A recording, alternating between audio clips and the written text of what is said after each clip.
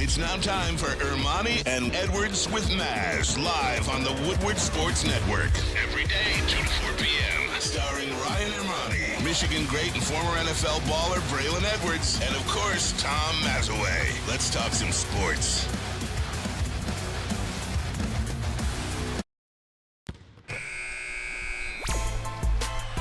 Hey, let's go. Thursday show, January 11, 2024. Ermanni and Edwards with Maz. Woodward Sports Network, woodwardsports.com, fox2detroit.com, and the Fox local app if you are watching live. If you're watching on YouTube, one of the over 60,000 subscribers on this platform, we thank you for doing that. Subscribe to Woodward Sports on YouTube. Hit that like button.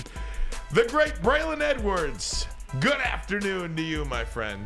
Good afternoon to you. Good afternoon to Maz, JB, as well as my man Pete. Ryan, national champs, baby. How was it, Bray? and Tom Mazaway, Pete Spivak, JB. How's everybody doing out here? But this is the first time the whole show has been back together. Since I've been stuck in Houston. In the new year, right? You were stuck in Houston. That's a whole nother segment if you want to talk about travel. But just Braylon Edwards, what was it like for you to be in Houston? Give the people. Paint the people a picture. It was surreal. You know, we got there Friday morning and we just went to event after event, different types of event, but you got a chance to hang out with the fan base. And, you know, Ryan, we've been to some games, you know, whether it was as a fan base and as individuals, as it was last year TCU, whether it was this year Alabama, whether it was last year Georgia. Fans in Michigan were happy to be there, but never necessarily overly confident, like overly like, oh, we know we're going to get it done. More so like, yeah, we can. You know, I believe we could. But to see the fan base knew that they were going to win the national championship. They knew that it was just a formality to go out there and play Washington. So that energy was electric. To see my nephew, who was on the team, and Michael Pollard at events, that was fun. And to be down there with the family, Big Stan was down there in Berkeley. It both played at the University of Michigan. So just between that, the alums, and then you go in the NRG Stadium, you walk in there and you see the sea of maize and blue flood in there. It was something to behold, Ryan and mine. Tom Mazaway, good afternoon to you, my friend. Hey, Ryan. Hey, Bray. Bray, how's that stadium? You know what? I liked it. I think they've done it because it used to be Reliant. I think they worked on it. They remodeled. They put some money into it, a lot of Texas oil money. They put, or the energy money, I should say.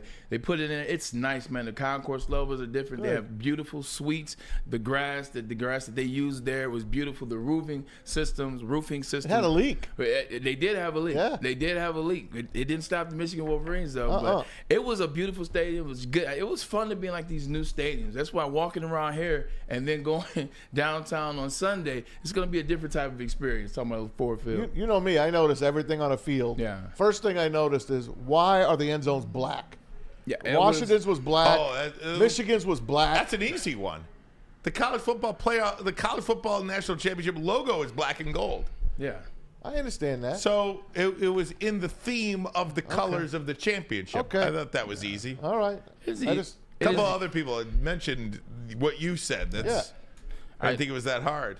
No. Well, I just love the way the Rose Bowl looks. The Rose Bowl looks gorgeous. Right.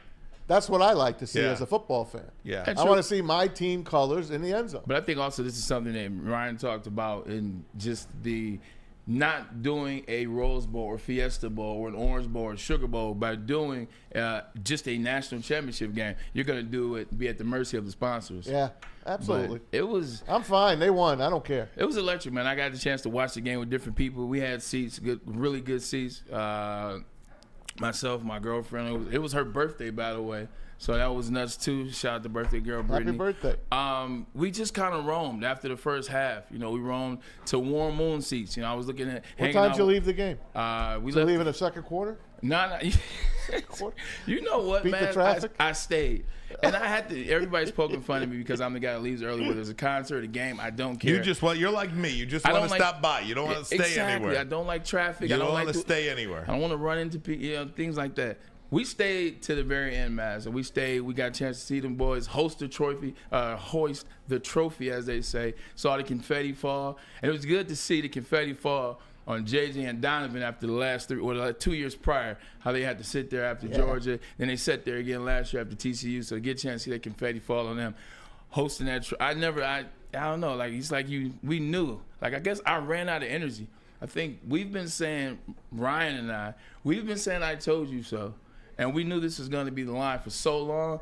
Maz, when people were hitting me up like, man, you called it. I didn't even have the typical Braylon Edwards, I told you something. I was like, yeah, we did. Yep. Like, yeah, we did. Ryan and I were talking the other day how we were gassed right before the game. We had like nothing left to give on Monday night. Still looking forward to watching the game, but our energy was sapped. And Braylon, you said the same thing. I made the analogy that it almost felt like the United States Olympic hockey team beating Russia in 1980, and then all of a sudden you had to turn around and play Finland for the gold medal. And no disrespect to Washington, I'm not calling them Finland. Or Finland. But the emotion of that Alabama Rose Bowl game really just took the sails right out. And you're just like, I just want to breathe now. You know, I just want to exhale. It was... you know, I never felt the game was in doubt. I know you were there with hundreds of former Michigan players. Yes, I mean, there were hundreds of former Michigan players there. You know what's crazy is all of us talked about it. All the guys I ran into, from Chad Henne to Evan Coleman to Steve Breston to you name it, guys I've run into, former teammates of mine, guys that I watched play or guys that came after me. The same thing we all said is this. Never have I seen a team completely be together. Like, look, there's some great teams. I've played on some great teams. You have situations where there's some really good friend groups over here. Then you're just kind of cool with this group over here, and you're kind of cool with that group over there. But you guys are all teammates and you're friends. This team has everything together. This team is in tune with all 122 guys on that team, on that field, on those planes, in those locker rooms. Like, they're so in tune. So that was the consensus from the former players. I've never seen also a team so laser focused.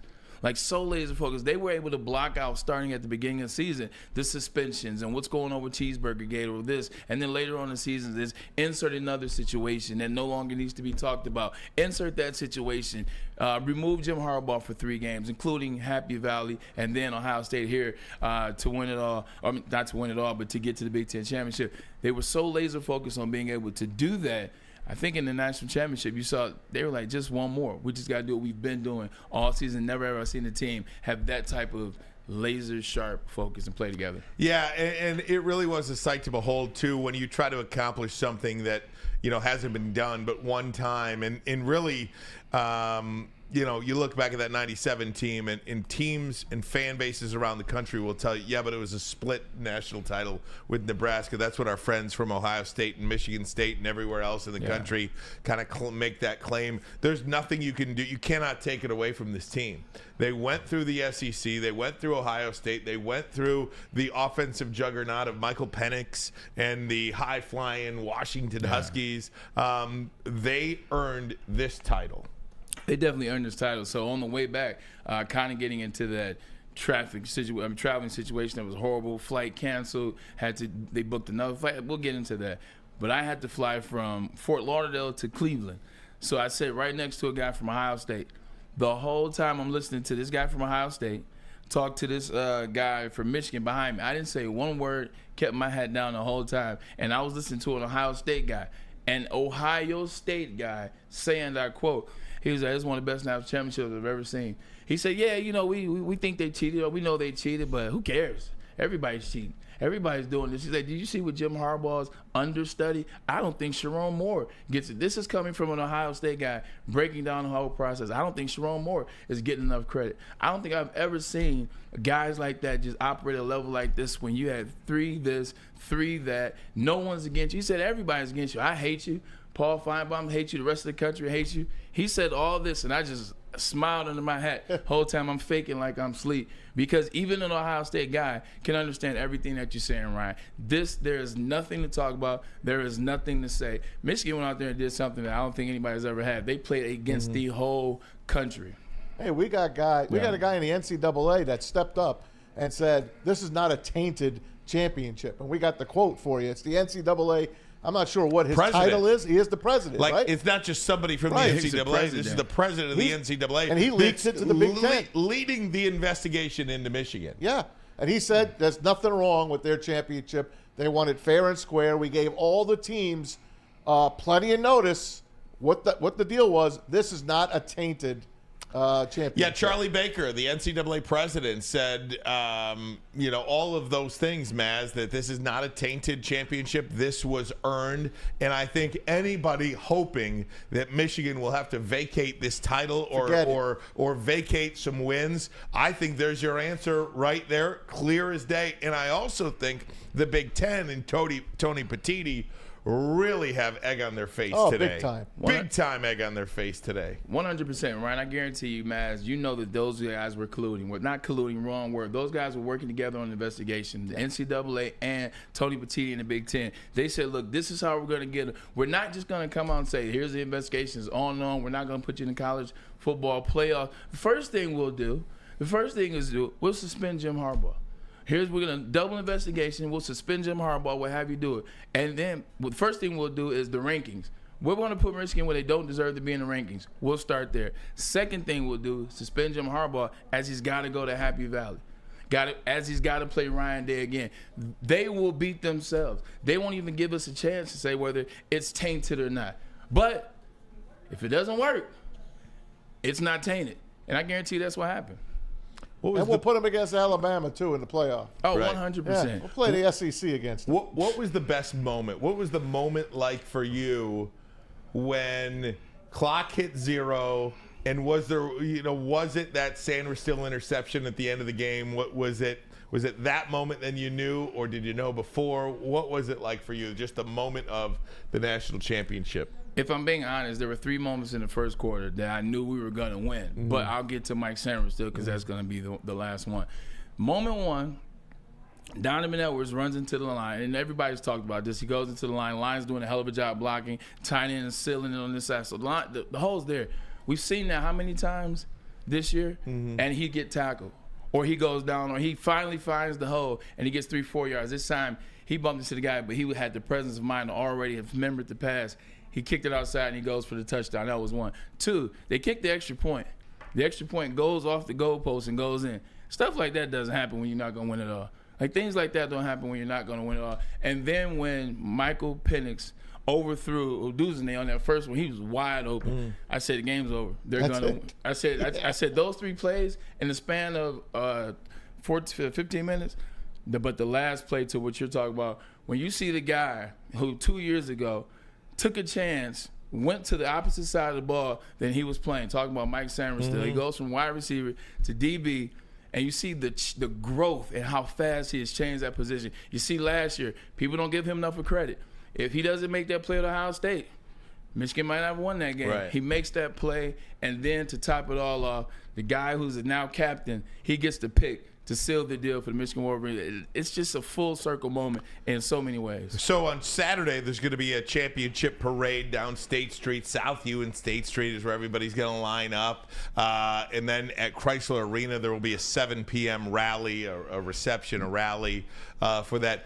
It's going to be like 20 degrees and snowing out. I'm wondering how many people will show for that. And the playoffs are on. Yeah, right. A ton. Yeah. A ton. This is, Ryan, a ton are going to be. This is a long time in the making for Michigan. There were a lot of ugly years in Ann Arbor. There were a lot of ugly years in national representation of what Michigan had become. There were some ugly years in the first couple of years of Jim Harbaugh's tenure. There were people that doubled down and tripled down on their faith for Michigan, on their love for Michigan, on being alums, on not wanting to wear anything else but that maize and blue. So to have it finally come into fruition in a year that we needed our fans more than any time ever. We needed our alums more than any time ever. Yourself, myself, Maz, fans like that. We've needed more than any time ever. They showed up, they showed out, and the team did just that for them. So I think it's still going to be a huge crowd. Guys, plenty of Lions talk today. We're going to talk to D'Marco Farr. He does the sidelines for the Los Angeles Rams. He'll join us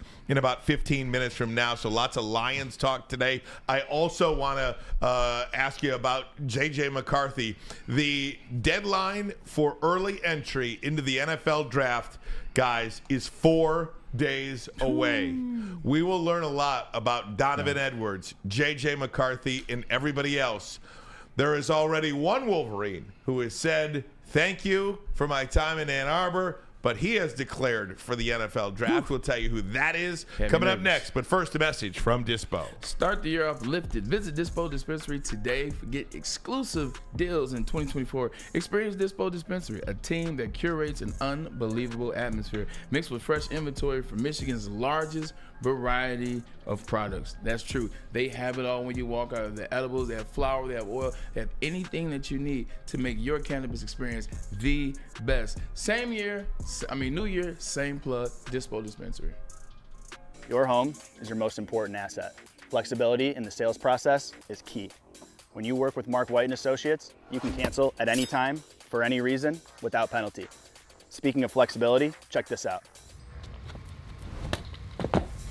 Who you work with matters. Hire the best broker in the game.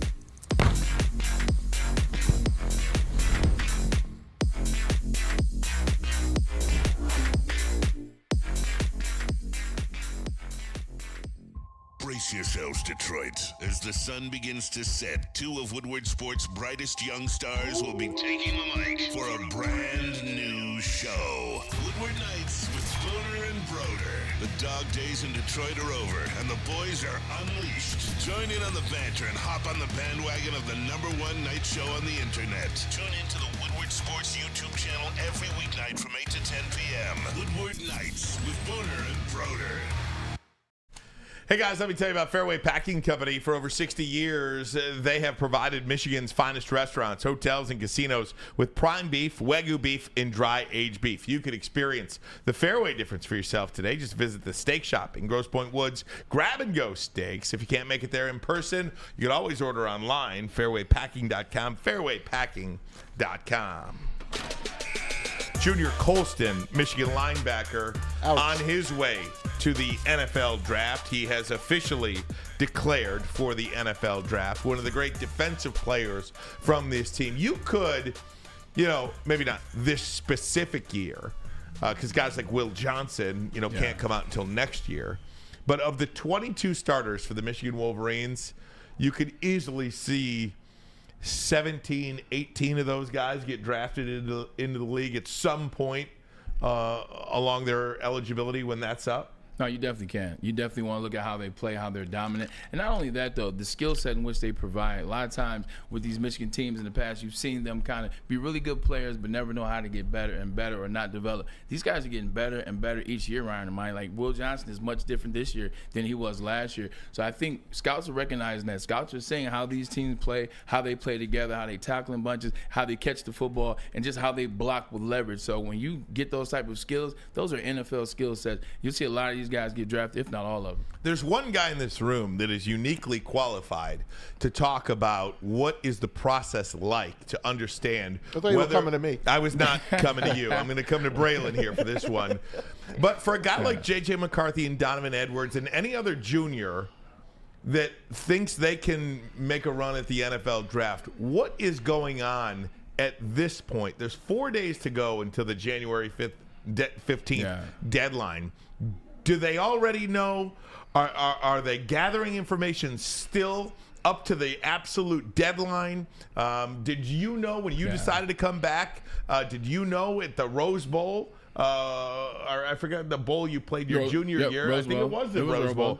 Did you know when you were playing the Rose Bowl, I'm coming back? Or did you take those 2 weeks for fact-finding? How does that whole process work?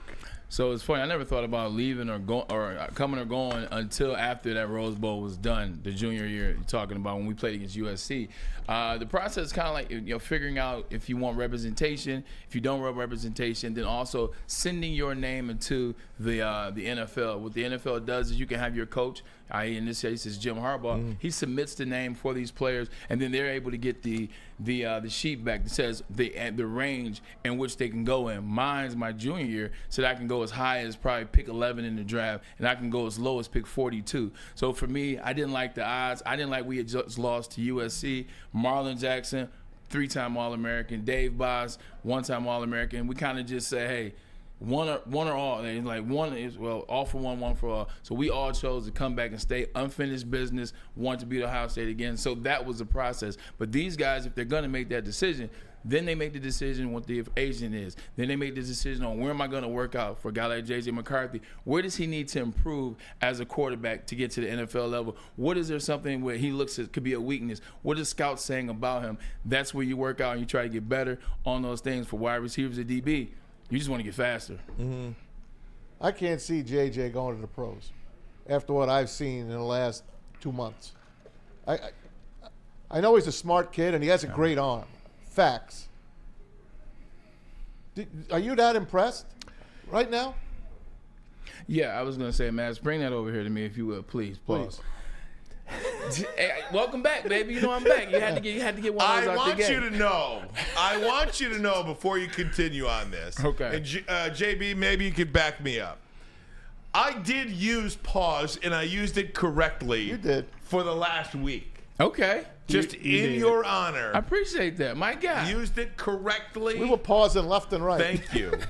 Pause on that statement right there. Yeah. Maz, for me, if I'm thinking like JJ, as I, let's say, thought about myself, I thought I was not the finished product as a wide receiver. Like, I thought when I was in my junior year, I thought that I could do some things better. I thought I could catch my hands a little better. I thought I could be better at the top of my breaks. I thought I could play higher at the high point ball, or mossing them as they call it now. I thought I could run better, more crisp routes, be more dialed into the offensive system. I thought if I would have went in after those 3 years, 2 of starting, I would have been a good player. But it would have taken me longer to catch the NFL game no matter what pick I went, first or 30th. So I wanted to get better wide receiver, and I felt like I had a legacy to fulfill at University of Michigan. I thought I wanted to be number 1 all time, legitimately. So that's why I came back. With JJ, I think it's similar to the same. In terms of accomplishments, well, he's done it. He's done it. He's 26-1. He's national champ. Like, he's done that part of it. But I think now, to prove Ryan right, which I believe Ryan's already right, he can dominate Michigan's stat book. He can dominate the Big Ten stat book. He can dominate and become the quarterback that he's a patient guy. That's one thing we respect and we love about JJ. He's patient, he's a leader, and he makes good decisions. This could be a good decision for him to come back and just become the quarterback that can go number 1 overall without having to worry about picking out little nuances of the game. Next year he comes back, he's the number 1 quarterback. Shedeur Sanders lost a lot of games this year. Paul Thomas reminds me of this. He thinks JJ should go. He go out on a high note, won the national championship. I just believe if Jim Harbaugh stays, they love each other. They're going to get better together. If Jim Harbaugh goes, the next coach will probably take the ropes off of JJ and say, go ahead, throw the damn ball more. Because with Jim Harbaugh, as much as they're great in sync together, he's not going to throw a lot. Next year, they have got a juggernaut of a schedule to go through. If you're him, do you want to go up against this great competition now? Because let's face it, Michigan played nobody until Penn State a little, and then Ohio State, and then to the playoffs. Right. Next year, he's got to beat them all. Well, I think for JJ, he's already played Georgia. He's played Alabama. He's played TCU when they were decent. He played Washington this year. So he's played the teams. He's not worried about the names. He's not worrying about the new schedule coming in. So I don't think that would be a worry at all. For JJ, it's just about how great do you want to be. Like, you see the things in JJ, like, it's showing flashes. I think we've seen JJ be a damn good quarterback, a really, really good quarterback. But you see flashes sometimes of that greatness where you're like, damn. Wouldn't it be crazy to have the whole season of those moments and be allowed to do that? And I think even if Jim Harbaugh stays, Jim Harbaugh's guy is number 9. Oh, yeah. They are connected. All his team are the guys, but he loves him them. and 9, his quarterbacks, I saw this firsthand when I was in San Fran. It's a different relationship that he had with Alex Smith and then eventually Colin Kaepernick. So I just think that Jim Harbaugh would do with everything he could to get JJ to where he needs to be. And also, they're not going to be able to just run the ball all the time. People will eventually figure that out. No more Blake Corum. No more Donovan Edwards, potentially. He should stay. I want to ask you about him. I want to ask you about him because I think if all those guys come back, you could run it back. And I think bring the Don back. I do think they both should stay. I do too. Is that kind of how you feel? 100%. I'm just curious about Edwards too, because the running back position is so unique to the league, and you saw exactly what Donovan Edwards can do with the speed. I think he should come back. I think he would be. I mean, I think you're costing yourself a lot of money if you go this year, but I understand it if you go this year. Yeah, if JJ, the last thing I forgot to say, Maz, is you said it's good to go out on top. Yeah. Yeah, not if it's going to cost you at the next level. Yeah. Right. I think sometimes people are, you got to leave. Very wise take. You got to leave in the moment, and you got to strike while the iron's hot. But what if you're not ready though? What if you're not fully ready and you left that moment? That'll be your only moment. You got a lot of guys that left early and their moments are still stuck in college. Yep. They're not in the NFL. But as it relates to Donovan, Ryan, it's a tough decision because he's a running back. We know how that position is valued or undervalued at least. He's a guy that what more could Donovan do to change the minds of guys in this draft versus next draft? I think that's the question that a running back, especially one like Donovan Edwards, has to weigh. What could I do next year that I didn't do this year or the year before? Do I need to rush for 1,800 to be a top 10? That's not going to change if he rushes for 1,800. So I think for him it's, what do I need to change? If it's going to be the same place next year, if I'm going to be second round, pick 4 next year to insert team here, then why can't I do that this year? So Will Levis dropped. He was a high prospect. He wound up dropping into the second round. And then you got Brock Purdy, who basically almost fell out of the draft. But look how he's doing. Does JJ look at a guy like that and say, well, hell, if he could do that, I could do that? Is this Brock Purdy's second season in the NFL? Second, yes. yeah. Okay, so this is one of the and I know But what he I went said, to the championship game last year. I know what I said about J.J. McCarthy. I still think he's going to be the best pro quarterback of anybody taken in the draft this year or next year. I firmly believe that. You can tell me I'm wrong all you want. We're not going to settle it today. Right. I'm not going to be right today, but neither are you either. True. We just don't know. It's just my opinion. Here's where I think J.J. McCarthy could use another year. Who's the best rookie quarterback in the last decade in the first year? Stroud. C.J. Stroud. C.J. Stroud is 22 years old. Now, that might not sound like a lot, but J.J. McCarthy's 20. Yeah. He'll be 21 in a couple of weeks. I think that is a huge year. To go into the NFL as a 21-year-old or to go into the NFL as a 22-year-old, I think it might not sound like a lot, but I think that is incredibly an important 12 months. And then you look at Will Levis. Will Levis is 24 years old. It's not like he's a 20-year-old, 21-year-old going in the league. Brock Purdy is 24 years old. This is his second year. So that means his rookie year, he was 23 years old. 23, excuse me. So I think you absolutely have to consider that when you're talking about being a leader of men. And then what's Bryce Young? Bryce Young 21 is 5'8", 22 years old. So he was 21 when he got drafted. But I think that's an incredibly important 12 months. No, it's more than incredibly important 12 months. I mean, you're talking about a guy in JJ who's super intelligent, also super mature already. But that extra year adds so much, Ryan. It goes back to talking about just my journey.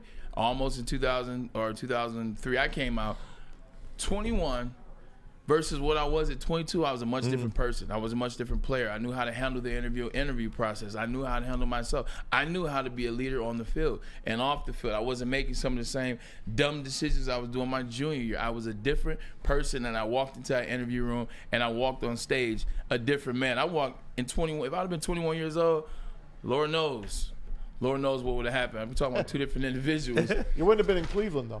Not that much, no, not at all. But it's just two different people, what you learn, and also strength. Strength has changed, too. That mature man strength starts to happen once you get around that age as well. So I definitely value that point as well. Guys, let's change it up. We're going to take a break next. When we come back, D'Marco Farr going to join us. Rams sideline reporter, Rams legend, by the way. He will join us. Lions and Rams at Ford Field coming up on Sunday night. More on that next. But first, a message from Big Boy. All right, guys. Wintertime is always better with comfort foods from Big Boy. You want to try the veal parmigiano, the new Southern Comfort Chicken Bowl. But your breakfast, you want to start it off with the stuffed potato pancakes or those great omelets. The lumberjack, the Santa Fe garden omelet is back. So is the apple pie hupcakes, and the gingerbread shake is still there for a limited time at your local Big Boy. Have you ever wondered where all the finest restaurants get their steaks? It's Fairway Packing Company, providing Michigan restaurants, hotels, and casinos with prime beef for over 60 years. But now you can buy these cuts of meat for yourself at the Steak Shop by Fairway Packing Company. Prime porterhouse, A5 Japanese New York strip steak, dry aged Wagyu beef tomahawk.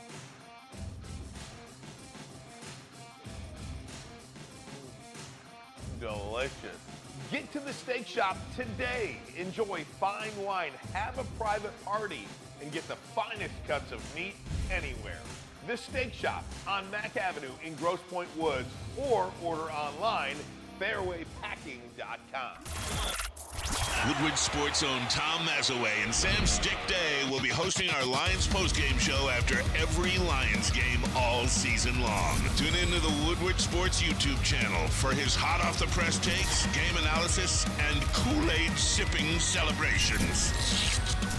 You won't want to miss it. Join Maz, Stick, and special guests each week immediately following every Lions game, exclusively on the WSN YouTube channel. Planet Fitness, you can get energy without the judgment. Hi, can you help me with this? You don't know how to use it? This is better. Join now through January 12th for just 24 cents down, $10 a month. Never intimidating, always free fitness training and equipment for every workout. Join today during the Big Fitness Energy Sale for 24 cents down, $10 a month, cancel anytime. Deal ends Friday, January 12th. Over 50 Metro Detroit locations. It will be the biggest game ever played at Ford Field in the 23-year history of the building. Ford Field has never seen the Lions host a playoff game. That changes on Sunday night when the Lions host Matthew Stafford in the Los Angeles Rams. To help us talk about it, let's head to Los Angeles and talk with a Rams legend. Oh, yeah. D'Marco Farr is the sideline reporter for the team, a Super Bowl winner, and he is also an alum of the University of Washington. D'Marco, how you doing, sir? Hell of an intro, though. D'Marco. Okay. Let's try. Well, I don't know what happened, but I just gave the best You intro. did. I'm not capable of giving a better intro. I don't think you find. I am not capable of giving That a better was sweet. intro. I'm almost like let it ride. See if it works. D'Marco, are you there?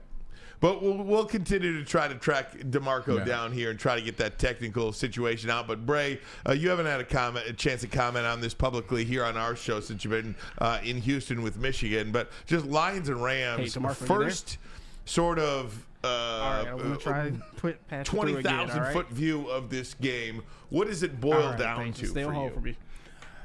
First of all, it's just crazy that this is the narrative of the game. You legitimately have the Detroit Lions finally getting a home playoff game at Ford Field, and guess who's coming to town? Matt Stafford. Just looking at it from my bird's eye view, if you will, it's just watching the Lions prove who they've been. Watching the Detroit Lions get a chance to prove who Dan Campbell said they would be in 3 years. 3 years ago, he told us, hey, we're going to get this thing turned around, but it's going to take 3 years. Here we are 3 years later. They're hosting the first playoff game ever in the history of Ford Field. And then you add the little caveat, it's not so little, that Matt Stafford will be on the other sideline. It's going to be a hell of a game to watch, but this is who Detroit is now. This is what Detroit will be moving forward. Teams that are hosting playoff games and maybe hosting 2 playoff games. All right, I believe we have D'Marco Farr now. D'Marco, I don't know if you heard my intro, It was but dynamite. I'm not capable of giving a better intro. I don't know if I could recreate it, but thanks for joining us here on Woodward Sports in Detroit. How you doing?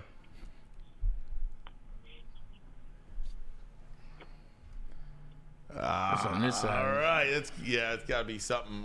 I'm sorry. I just can you hear it? No. Okay. I'm sorry about that. Sorry for those technical difficulties. We'll just continue on here. Did I come home and bring bad luck? Damn it. We'll just continue on Di. here, no doubt about it. But Lions and Rams, Bray, one of the areas, I look back at the Lions' losses, right? I mean, the Ravens game was one of those that you just toss out. Yeah, the Ravens did that to a lot of teams this year. No Frank Ragnar, no Devin Montgomery. It is what it is. The Lions tossed that one out. But in games at like Seattle, Dallas, consider that a win. The Green Bay Packers, in games that they lost, they really turned the ball over at an alarming clip. And I think if the Lions just protect the football, they will win this game. The closer that I get to game time, the closer that I do some, analytic research on these two teams, the more confident I feel that the Lions will beat the Rams. Yeah. I will admit, I have come out this week, Sunday, hate this matchup. Don't like this matchup. Yeah. Don't like Stafford, Kupp, Nakua, Higbee. Don't like Williams. it. Nick Mullins threw for 800 yards in the last 3 weeks against the Lions in 2 games. Don't like it. But the closer we get to the game and the more digging I do, the more confident I am that this is a Lions win. Hey, you should definitely be more confident. This is going to be a Lions win. And you talk about those players for the Rams, and Puka Nacua, hell of a rookie year by him. You talk about Cooper Kupp since he's been healthy, starting to find himself again. Tyler Higbee. You talk about Kyron Williams, man. He's on your fantasy team. Hell of a player. They got some players on that team. But so did the Detroit Lions. I think the difference is this isn't the Lions team that had that energy. They've had the same energy all season. It's us. We've made mistakes. You look at some of those losses. I mean, when they play Frank Ragnow, they're just a different offensive team, hands down. When they play him, they play better on defense as well. But in terms of taking care of the football, that's called pushing. That's called when you just, you throw an interception and then now I'm pressing. Now because he throws it, because it was everybody in those spans, Ryan. It wasn't just Jared Goff tossing the ball away. We saw Jahmyr Gibbs fumble in there a time or two. We saw Amon-Ra St. Brown fumble. We saw Josh Reynolds fumble. It was everybody making those plays because you're pressing, because you're like, the season's on the line. We want to win the North. We want to win 13 games. We want to sneak to get the 1 seed. We got to press now.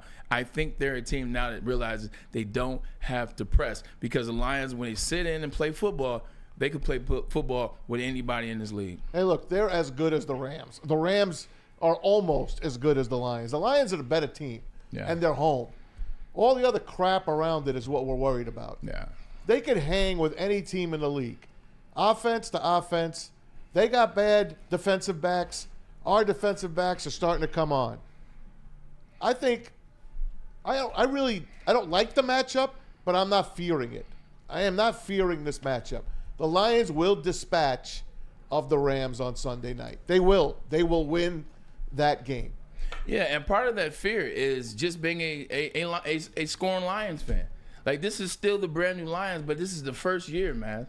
This is the first real year of a full season brand new Lions. So, yeah, there's still a little of that in the kitchen where you're like, damn, I remember when this happened. Damn, I remember when this happened. Or what if this can happen? Or and you just saw in Dallas what happened. How they screwed the Detroit Lions yet again in Dallas. That's why Ryan, and I agree, I do count that as a win as well. So it's just that natural of having that energy. But what has Dan Campbell shown you? They can show up when they're supposed to. What has this team showed you? We beat inferior teams. Like, that's what nobody really wants to say. They want to dance around it. Well, I'll say it for you. The Lions beat inferior teams, and by inferior, the Rams are not better than the Detroit Lions. So when you look at it from that standpoint, yeah, it's going to be fireworks. Matt Stafford's going to make some plays here and there. He's going to be back in a former home. But what it boils down to is exactly what you said, Maz. Lions are the better team. They are. They're playing at home, and they told us this is what they were going to do. And they're getting healthy. Minus Sam Laporta right now. We'll put him on the outside and put Khalif Raymond on the outside as well. They'll make the adjustments they have to make. You guys they gave Ragnow and Glasgow a couple of days off of rest. These guys will be ready to go, and they're playing on Sunday night. That extra 4 hours, 5 hours, that's going to help them. That's going to help them. And they're going to play in front of a crowd like no one's ever heard before. This Ram team, everything's going to be hand signals for this team. They're not going to hear a damn thing. The Rams team is playing very well, but they're playing over themselves, if you get what I'm saying. They're overachieving this year, if you know what I'm saying. They are. Like, 100%. The offense is a really good offense, but when you talk about their starting cornerbacks right now, neither one of them are starters. One is the nickelback that got moved into the spot. One is the backup that got moved into that spot. That defensive line with Aaron Donald, they got a young rookie that's good. Now, he actually can compete with Jalen Carter in Rookie of the Year, but that's about it. Linebacker core still trying to find themselves. This is a defense that is trying to find themselves. Meanwhile, this is a Detroit Lions that ranks almost first in the league in every statistical category. So I just look at it from that standpoint. I think the Lions got to strike high, and they got to know that they are the Detroit Lions that finished the season 12-5. Just went back and looked. In the 5 losses, I will include the Dallas Cowboys game this year. Professionally, respectful. In the 5 losses this year, the Detroit Lions have 12 turnovers and 3 takeaways. That is a -9 in those 5 losses. That's how you lose. If the Lions protect the football, they will beat the Rams. Period. In the Chicago game, the Lions, 3 turnovers, 0 takeaways. In the Green Bay game, 3 turnovers, 0 takeaways. In the Seattle game, 3 turnovers, 0 takeaways. And that's not even like coughing it up once. Yeah. Or coughing it, that's -3 in those 3 losses. And then the Baltimore game, it was 1-1 turnover apiece. And in the Dallas game, it was 2 turnovers apiece. And again, that's why that game was so close, probably, as well. But it's all about protecting the football. Dallas for me. fumbling out of the end zone helped as well. Sorry, I hear something in my ear. Is that less than for more mass? That's you? Yeah. Okay. I'm not sure what happened there, but I know, right? Let's get back on track. Speaking of, but that's the name of the game. Am I being too simplistic in that analysis? No, you're not. You're not. But simplicity wins a lot of times. It's not the system that's simplistic. It's the idea. Ben Johnson is a guy we've talked about before, Maz. Remember we talked about the Chicago game. Hey, even though this is a different offensive coordinator, I said, as long as he goes up there and does what he's supposed to do, not get too antsy, what I've said, Ben's got this in the bag. Don't try to make more of what it is. It's going to be the same thing in this game. Don't go into this game as, oh, it's Sean McVay. Here's my chance to show that I'm more of a genius than Sean McVay, or here's my chance to outdo Sean McVay and show him what I can do so I can move on eventually. Just go do it. Yep. Like, you know you're Play already, like you're playing. You're already equipped for it. Like, Ben Johnson doesn't have to come in the game and come with a bunch of fancy plays. Oh, we're going to do this. And what about that one play we worked on during training camp? Just do the plays that you know succeed. Just call the game the way you know the game succeeds for you. So I think if he comes into the game with that energy, obviously we're going to see offensive coordinator versus head coach / offensive coordinator. But if Ben Johnson just approaches as another team, another game, and a defense that is not equipped to stop you or slow you down, Ben Johnson, this offense will be just fine. You know, and that's an area that we really don't talk about a lot because we have been focusing on the Lions defense versus the Rams offense. Yeah. But the Lions offense, they can beat anybody. Anyone. Yes. Including Baltimore. I don't want to go get there yet. Yeah. And hopefully you have another crack at them. But that would be nice. That would be nice. But at the same time, I mean, Giants beat the Patriots the second time around. This Lions offense is not scared of anybody. You look at the way they're playing. You talk about Jahmyr Gibbs. You talk about David Montgomery. You talk about the offensive line, the catalyst, the leading drivers of this team, and also the wide receiver core. I mean, what St. Brown did this year, it's a legendary season. It's a legendary season for Sam Laporta. If he plays, you see what he's done this year as a rookie tight end, over 1,000 yards. Like, just amazing stuff that he's doing. And then you look at the tight end by committee. You look at Josh Reynolds. Yeah. You got guys. You see a guy from Cass Tech that made a couple plays. And I said around playoff time, maybe his name might get called. Donovan Peoples-Jones. I mean, he's not afraid, especially with Michigan winning. He's going to be returning punts. Yeah, right. Exactly. So they can go up against anybody, and it starts with Frank Ragnow center, and then it starts with Jared Goff having that confidence behind Frank Ragnow. Hey, keep Aaron Donald and that D-line off of Jared's back, and he's going to beat that team. He is. He is going to beat that team. I mean, this is, and I'm going to be so happy for him. There's the narrative. I mean, and Jared Goff, Ryan, Maz, and I know we got to get to a break in a second, but I don't care how nice of a person you are. I don't care how chill of a guy you are. I don't care if you're not a vocal leader or if you're a quieter type of leader, i.e. Jared Goff. Things still rub you the wrong way. Things can still piss you off. You don't think for 1 second when it was even a possibility that this would be the matchup, Jared Goff didn't say to himself, I pray to God it's Matt Stafford. I pray to God it's the Rams, and I pray to God it's that MF that let me go and then called me after they won the Super Bowl.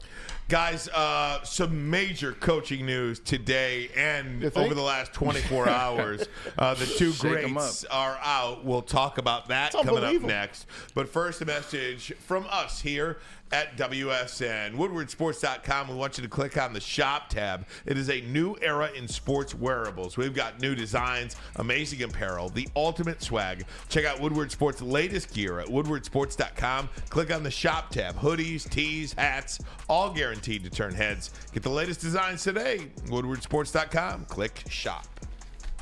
And also, we want to tell you about Guardian Alarm. They're your local security experts and have been for over 90 years. When you see this black and yellow sign out in front of your house, it tells the bad guys one thing. Stay out. Whether you are at home or on the road, they're 24/7 professional monitoring, customized solutions from real experts, and technology backed by people means you are backed by the best. Call this number right here, 1-800. Stay out. That number again, 1-800. Stay out. Call them today. Tell them Woodward Sports sent you. Stay out. Stop searching for a vehicle and start finding one. Les Stanford Chevrolet Cadillac makes it easy. We harness the power of multiple dealerships and own the biggest selection of GM brands in the area to get you the car you need. With the Les Stanford Group, you'll have access to 4 different dealerships, providing you with more makes, more models, and more choices. We're connected to more than 1,000 vehicles. And with so many high-quality CPO vehicles available, you'll find new car quality at pre-owned prices. You can start and end your search at lesstanford.com today. Now, coming to Woodward Sports, Woodward and Main Street, the Woodward Sports Network Detroit Lions show. Let's go! Catch Gabrielle D. Phillips, Matt Broder, and Terry Foster for all the latest news on your Detroit Lions every week. Only on the Woodward Sports Network YouTube channel and woodwardsports.com. Hey, gang, tell you about Les Stanford Chevrolet Cadillac Buick GMC. That's right. What happens when you run a great business for over 50 years? You expand and offer more products to more people. That's exactly what Les Stanford did by adding Les Stanford Buick GMC. They offer the same great service that customers have come to know. Located in Ferndale on Woodward Avenue, just south of 9 Mile. And, of course, if you're looking for a Chevy or a Cadillac, Les Stanford in Dearborn on Michigan Avenue, where they have been for over 55 years. You can find the brand you want under one umbrella. LesStanford.com. LesStanford.com. Find a new road. Find them. Hey, some pretty big coaching changes over the last 48 hours. Tom Mazaway. Yes, sir. You want to start with the pros or the college? I think we got to start with today and then work backwards. Bill Belichick. You know what's going to happen. Yeah. Today was the day that Bill Belichick, Robert Kraft, and the Patriots amicably split up. First, we're going to hear from Bill Belichick. I never thought this day would come, huh? But it's here. And finally, to the fans. The fans here are amazing. There's so many memories of the fans, the send-offs, the parades, the Sundays, whatever the situations are, the letters of support, seeing the fans, away from here, at a gas station or a grocery store, or wherever you bump into them. Patriot fans here, and not just in New England, but they extend nationally and even internationally as I've traveled. It's amazing how far the arm reaches. We saw that this year in Germany. So appreciative of the fans for all the support they've given me, my family, and this football team. And it's with there's so many fond memories and thoughts that I think about the Patriots and I'll always be a Patriot. I look forward to coming back here, but at this time, we're gonna move on, and I look forward. I'm excited for the future, but always very, very appreciative of the opportunity here, the support here, and what you've done for me. Thank you. And like a good marriage, a successful head coach-owner relationship requires a lot of hard work. And I'm very proud that our partnership lasted for 24 years. I don't think in the NFL there's been any other partnership that lasted longer and has been as productive as ours. Yeah. I trusted my instincts to bring Bill back to New England in 2000 after immediately regretting not hiring him after working with him together in 1996. When I did hire him, I was still making the transition from the fan who bought season tickets in '71, sitting on the metal benches in the old Foxborough Stadium with my boys, to try to become an experienced owner.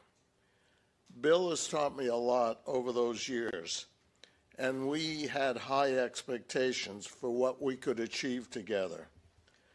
I think we were the only ones who had those expectations, and I think it's safe to say we exceeded them. Thanks to you. Damn right. Yes, we did. You know, Bray, I thought about this analogy today as like the best way to kind of describe this. Yeah. Have you ever had a sick relative and you know they're going to die? You know one day that's going to happen. Dark. But when it actually happens, you're shocked and saddened by it. Yeah. This writing was on the wall for the last 24 months. For the last 2 years, we really knew this day. Sorry to be morbid on you, but for the last 2 years, we knew this day was going to happen. And there's something very sad about Bill Belichick kind of being fired in New England. Yeah, you heard the analogy earlier talking about the difference, because obviously Nick Saban and then Bill Belichick within days from each other. And you see with Saban, it kind of was like his own deal. Like, it was the way they went out. It was on his own accord. With this one, it was kind of like he was going to have to get forced out of the door. And that's essentially what happened. And I think he got forced out knowing he has a job waiting for him. I mean, hence why. When was the last time you seen Belichick ever look that smooth and speak that that smoothly at the same time? But to your point, this definitely reeks. He got forced out because he just eventually couldn't. It's stubborn individuals. Stubborn individuals. They do not adapt. They do not adjust. And I think that's what you saw in another coach that was fired today. He could not adapt on the offensive side of the ball. I bring this back to the Dallas Cowboys when they let Tom Landry go. Jerry Jones had to let Tom Landry go. His last 3 years in Dallas, he won 7, 7, and 3 games. And Jerry Jones brought in Jimmy Johnson. And I'll never forget Tom Landry sitting there having to say goodbye. To me, he is the penultimate coach behind Vince Lombardi. Tom Landry was unbelievable. Him, Lombardi, and a few other guys all coached under the New York Giant tree, and they all had success on their own. But it reminds me exactly of the Tom Landry firing back in those days when Jimmy Johnson took over for him. Worked out for them. It did, but I hated seeing a great coach like that leave with 17 wins in his last 3 years. Yeah, no, that definitely, you don't want to see that. Even Belichick, a guy that I played against, I was across the sidelines with the Jets, still have the utmost respect for him and Tom B during those processes. But you just hit the nail on the head. Who did they fire? They fired Tom Landry, who was a symbol. He's symbolic of 70s, like late 60s, 70s Cowboys football, early 80s Cowboys football. But then the game evolved. Bill Walsh and the 49ers changed the landscape. Did you kill Bill Walsh? Dynamite drop in mine. But they changed the landscape, and what did Jerry Jones have to do? Sorry, I got to go get this guy that knows the college game. Yeah. I got to go get someone that's younger. And I think that I know for a fact that's what you're saying now. They've been friends for so long or partners for so long. They worked for so long. Sometimes Robert Kraft, you just ignore the signs. Because eventually it's got to get back right. They paid him. Exactly. Before the season, it's got to get back right. No, we're good. We'll figure it out. And then eventually you start reading more, listening more. Then you start observing more. And you realize that you have to go the way of the future, if it makes sense. And Bill Belichick and how he's drafted, how he's coached, how he's been stubborn, that is a process of the past. You got to get younger, more energy, and guys that can be able to quick pivot, as someone always tells me. So I think that's what you need, is you got to get some young energy in New England. And by the way, it damn sure isn't anybody on that freaking coaching list that they've already put out. 4 of the names are Patriots guys, all defensive-minded coaches. And that's really, Who's the coach of the Titans? It's escaping me. Vrabel. Yeah. Vrabel's a very good coach. I was stunned that they let him go. Yeah. I could understand that.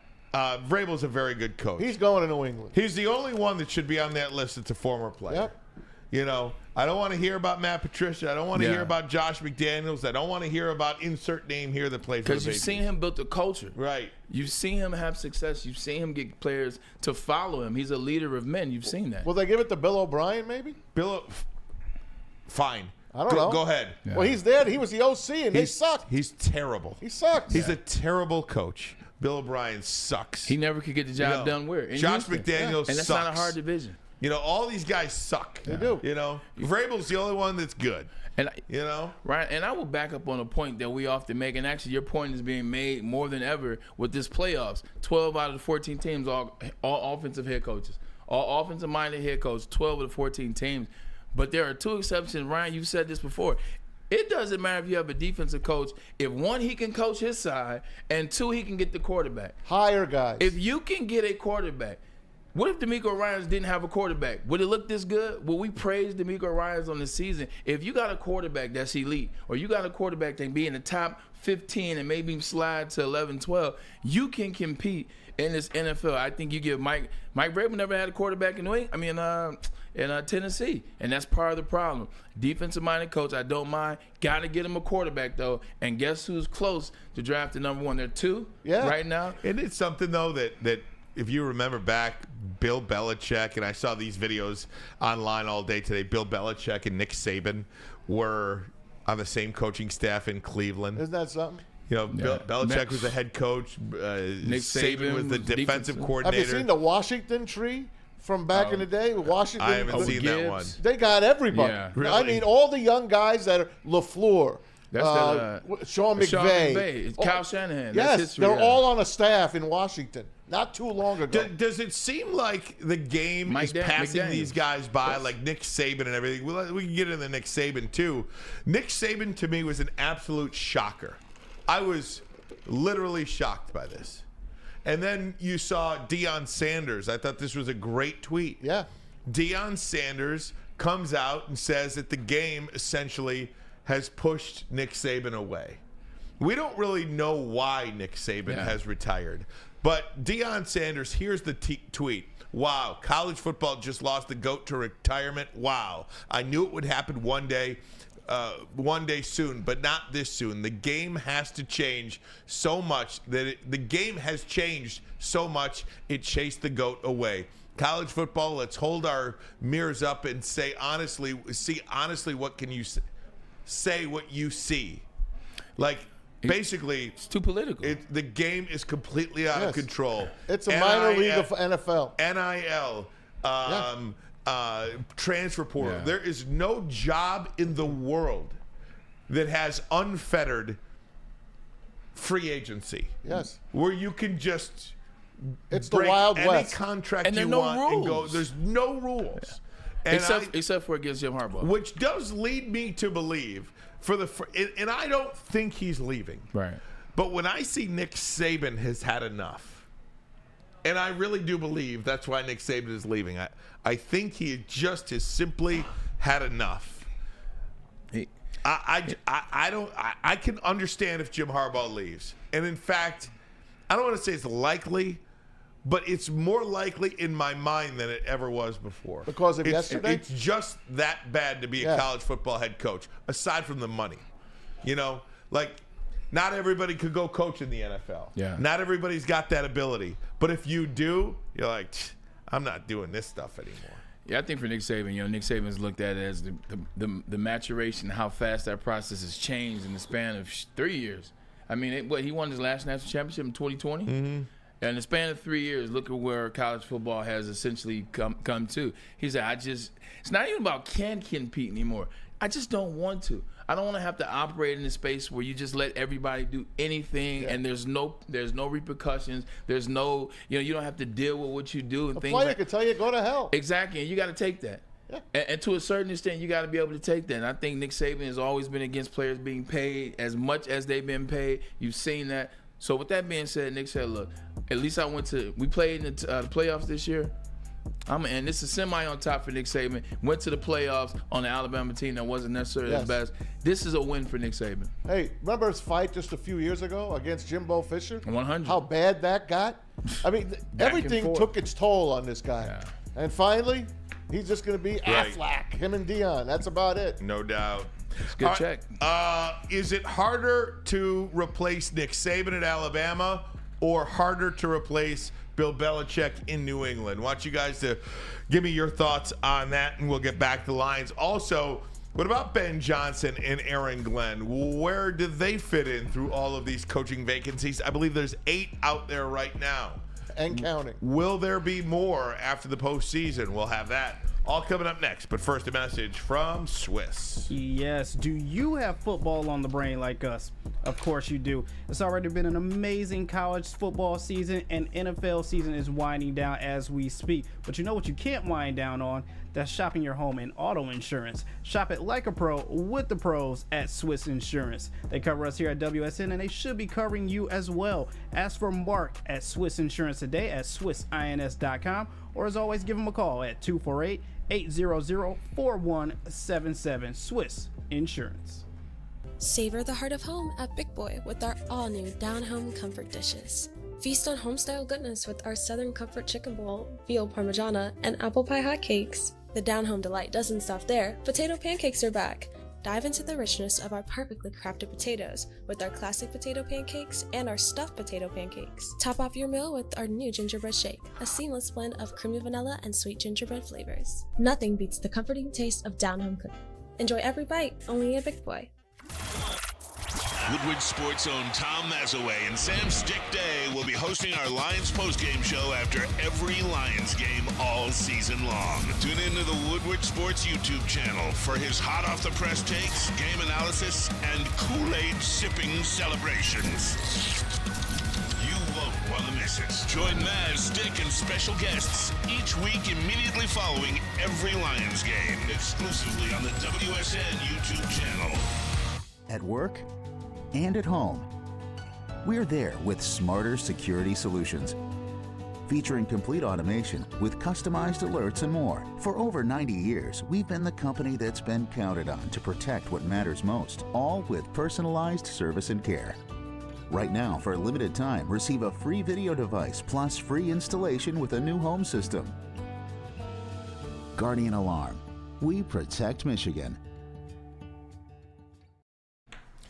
Hey guys, let me tell you about Lady Jane's Haircuts for Men. It is the place to be to get a good look. Lady Jane's, it's open 7 days a week. You could also automatically enter for your chance to win a trip for 6 to the NCAA tournament. A suite for you and 5 of your best buds. All you got to do is get your hair cut here at Lady Jane's. Open 7 days a week, several locations throughout the Metro Detroit area, several more nationwide. Lady Jane's Haircuts for Men. It's wicked awesome. Wicked awesome. Woodward Sports Network on a Thursday in the city of Detroit. Ryan Ermanni, Braylon Edwards, and Will Johnson, the Michigan Wolverines national champion, joins us now on the phone. Will, are you there? Yes, sir. I'm here. How you doing? Yes, Will Johnson, my friend. Thanks so much for calling Grosse in. Pointe South. Will, I always call you Grosse Pointe South's second best player next to me.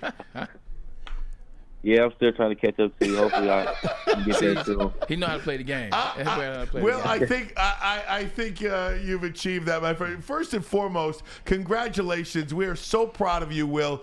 Can you describe that feeling on Monday night, just winning the national championship and seeing that confetti rain down? Are you able to put it into words? Yeah, I'm just starting to come around to it, and it was just a great feeling, just knowing all the hard work we put in all year. We just really looked internally after last season and looked at what we had to build on this year, and just seeing all that hard work and dedication pay off just meant it's sort of amazing. Will, man, Braylon Edwards here, former alum as well. It's just great to get the chance to be there, actually be there in person and see it, man. It's just remember it's a whole full circle moment. I mean, running to you and your parents at the Maury and talking about what you were going to do, what you were going to accomplish at the University of Michigan, and in 2 years, you've done exactly that and more. Just talk about this whole year in terms of the laser focus that your team showed, because you guys have been through a lot, but you stayed together, you stayed vigilant, and you got it done in the end. Yeah, I think the biggest reason we were able to do that is just, like you said, the last off season and the way we prepared, the way Coach Herb had us locked in, and the way he makes us very comfortable in uncomfortable circumstances. So no matter what we were going through this year without Coach Harbaugh, with the coaching staff losing some coaches, I think all it did was make us even tighter and even closer and want to play even harder for each other. So I think everything we went through this year and all the adversity and all the hard work, it all just came into a perfect story, and it worked out great for us. Well, let me ask you about, not only that adversity, but you guys all coming together. College football seems to be changing so much, but one thing that isn't new is that the University of Michigan and the football program seems to be such a family. Can you talk about, and I know this seems so cliche, but it really feels like a brotherhood in this look at me now game of college football and what it appears to be. It does feel like Michigan, you go there and you are joining a family. Yeah, that's definitely true. I mean, especially on really the whole team, but as a defense, it really shows the way we play. We play 11-on-1 football, and we all try to play together. And these last few games we had in the playoffs, I mean, all we tried to do was take in every day with each other, with this team, because we knew how much we loved each other, and we knew a lot of guys aren't going to be here next year. So we were just trying to take in all that time with each other, because we really do care for each other, and it really is a brotherhood, like you said. So, yeah, with these last few games, we were just giving our all for each other, and we weren't going to leave any stone unturned. Talking to All-American Will Johnson and now national champ as of this past Monday. You talk about this game against Washington. I was there. I saw the energy from the time the word said go. The level was U of M. It was maize and blue. But when did you guys on defense know these guys aren't on our level? These guys don't have enough forwards pause. These guys can't give. We know we're going to win this game. I would say sometime. I mean, I feel like the whole game we knew that we were ready. We knew that we could do what it takes to win the game. But, I mean, it was close for a while, so really just taking it play by play, series by series, and executing everything Coach Minter had for us was our mindset, really just taking it one play at a time. And we knew defense wins championships, so it was going to come down to us, so we just had to make the plays when the time came. Damn right. Hey, Will, it's Tom Mazaway. Thanks again for joining us. We're all proud of you. I wanted to ask you about facing Michael Penix. Do you guys feel by the end of this game, he looked like he was a beaten-up guy? Do you feel like you guys were starting to get to him and his game changed? What was your take on the whole Washington team? Yeah, I think they're a great team. I mean, there's a reason they were the number one offense in the country. Penix is a great quarterback. He's very well at reading defenses, getting the ball out quick. They got elite receivers out there. I mean, they had the Joe Moore Award line. Got a great running back. So their offense as a whole, they're very dynamic. They got a great scheme. So we had a lot to prepare for. And, yeah, I mean, it was a hard task, one of the hardest we had all year, but I'm just happy it all ended the way it did. But definitely have a great team over there. How about facing Alabama the week before against Nick Saban and that team, and it comes down to the last play? I mean, it couldn't have gotten any better for us Michigan fans. How are you guys feeling setting up for that play? That last play you're talking about? Yeah. How we feeling about the last play? Yeah, I mean, that was like one of those moments, like I said with this Washington game, it's like, man, it's going to come down to us. Defense is going to have to win the game. Like really the way we prepare is really for those moments. Like we had the practices, the moments where we knew it was going to come down to us, and when the game came, it didn't feel much different. So I think that's why we were able to execute at that level, just because we knew we were comfortable in that moment, and just that preparation helped us pay off on the game day. Hey, you guys retired Nick Saban. Did you know that? Yeah, I would like to say we did, but it's definitely crazy to see that.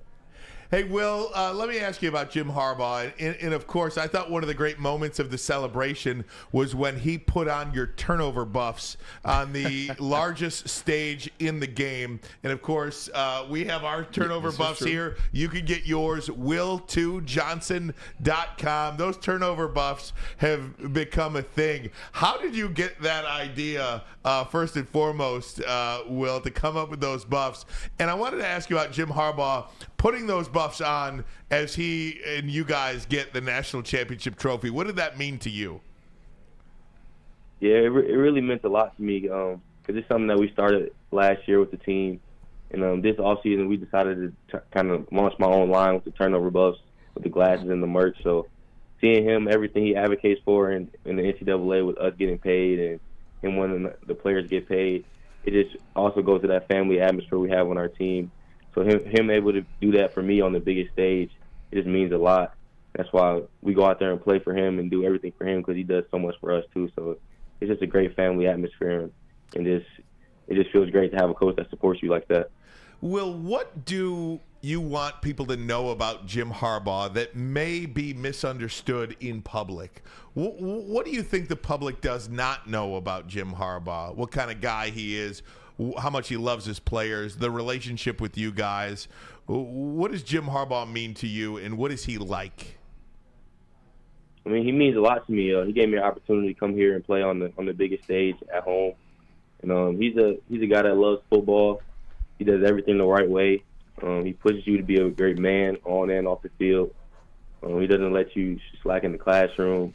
He just wants you to be the best person you could possibly be. He is never going to let you slack, and he's always going to advocate for you and always going to be a supporter no matter what you're going through. So, I mean, I think he does a lot for me and my teammates. I got nothing but positive words to say for him, and it's the reason we're in national championships with a coach like that.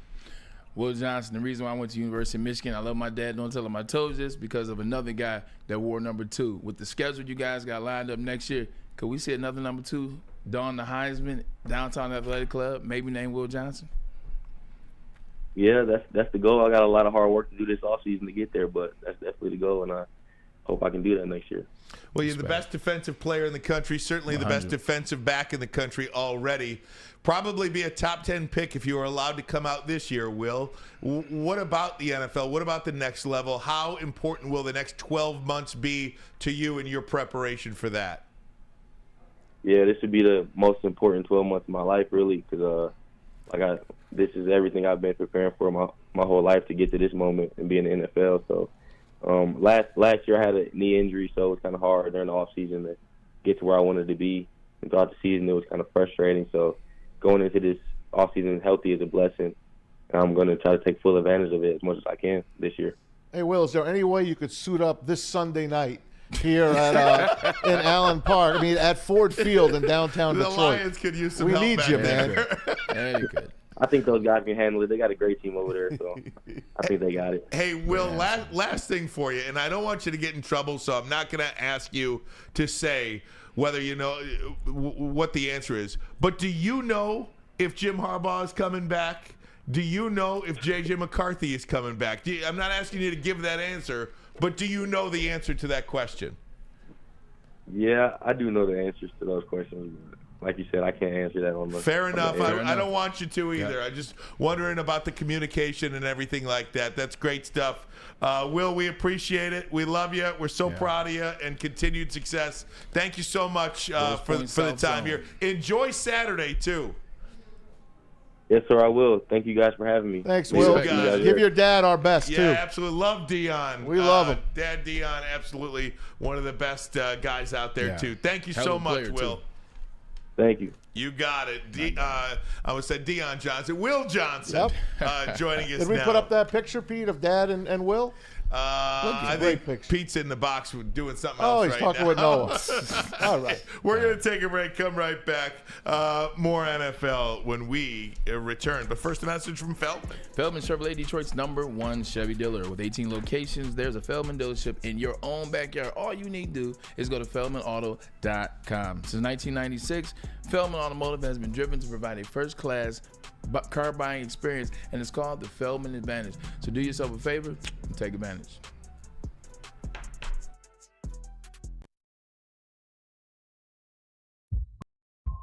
Brace yourselves, Detroit. As the sun begins to set, two of Woodward Sports' brightest young stars will be taking the mic for a brand new show. Woodward Nights with Spooner and Broder. The dog days in Detroit are over, and the boys are unleashed. Join in on the banter and hop on the bandwagon of the #1 night show on the internet. Tune into the Woodward Sports YouTube channel every weeknight from 8 to 10 p.m. Woodward Nights with Spooner and Broder.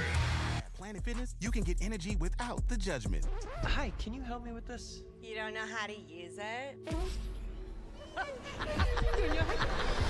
This is better. Join now through January 12th for just 24 cents down, $10 a month. Never intimidating. Always free fitness training and equipment for every workout. Join today during the Big Fitness Energy Sale for 24 cents down, $10 a month. Cancel anytime. Deal ends Friday, January 12th. Over 50 Metro Detroit locations. Hey guys, let me tell you about Fairway Packing Company. For over 60 years, you know they've been providing Michigan's finest restaurants, hotels, and casinos with prime beef, Wagyu beef, and dry-aged beef. Pick up some steaks for the games this weekend. Playoff football. Get your steaks. Have your friends over. Enjoy the food. Fairwaypacking.com. Fairwaypacking.com. I got to say, I think communication is one of the most important facets of life. Yeah.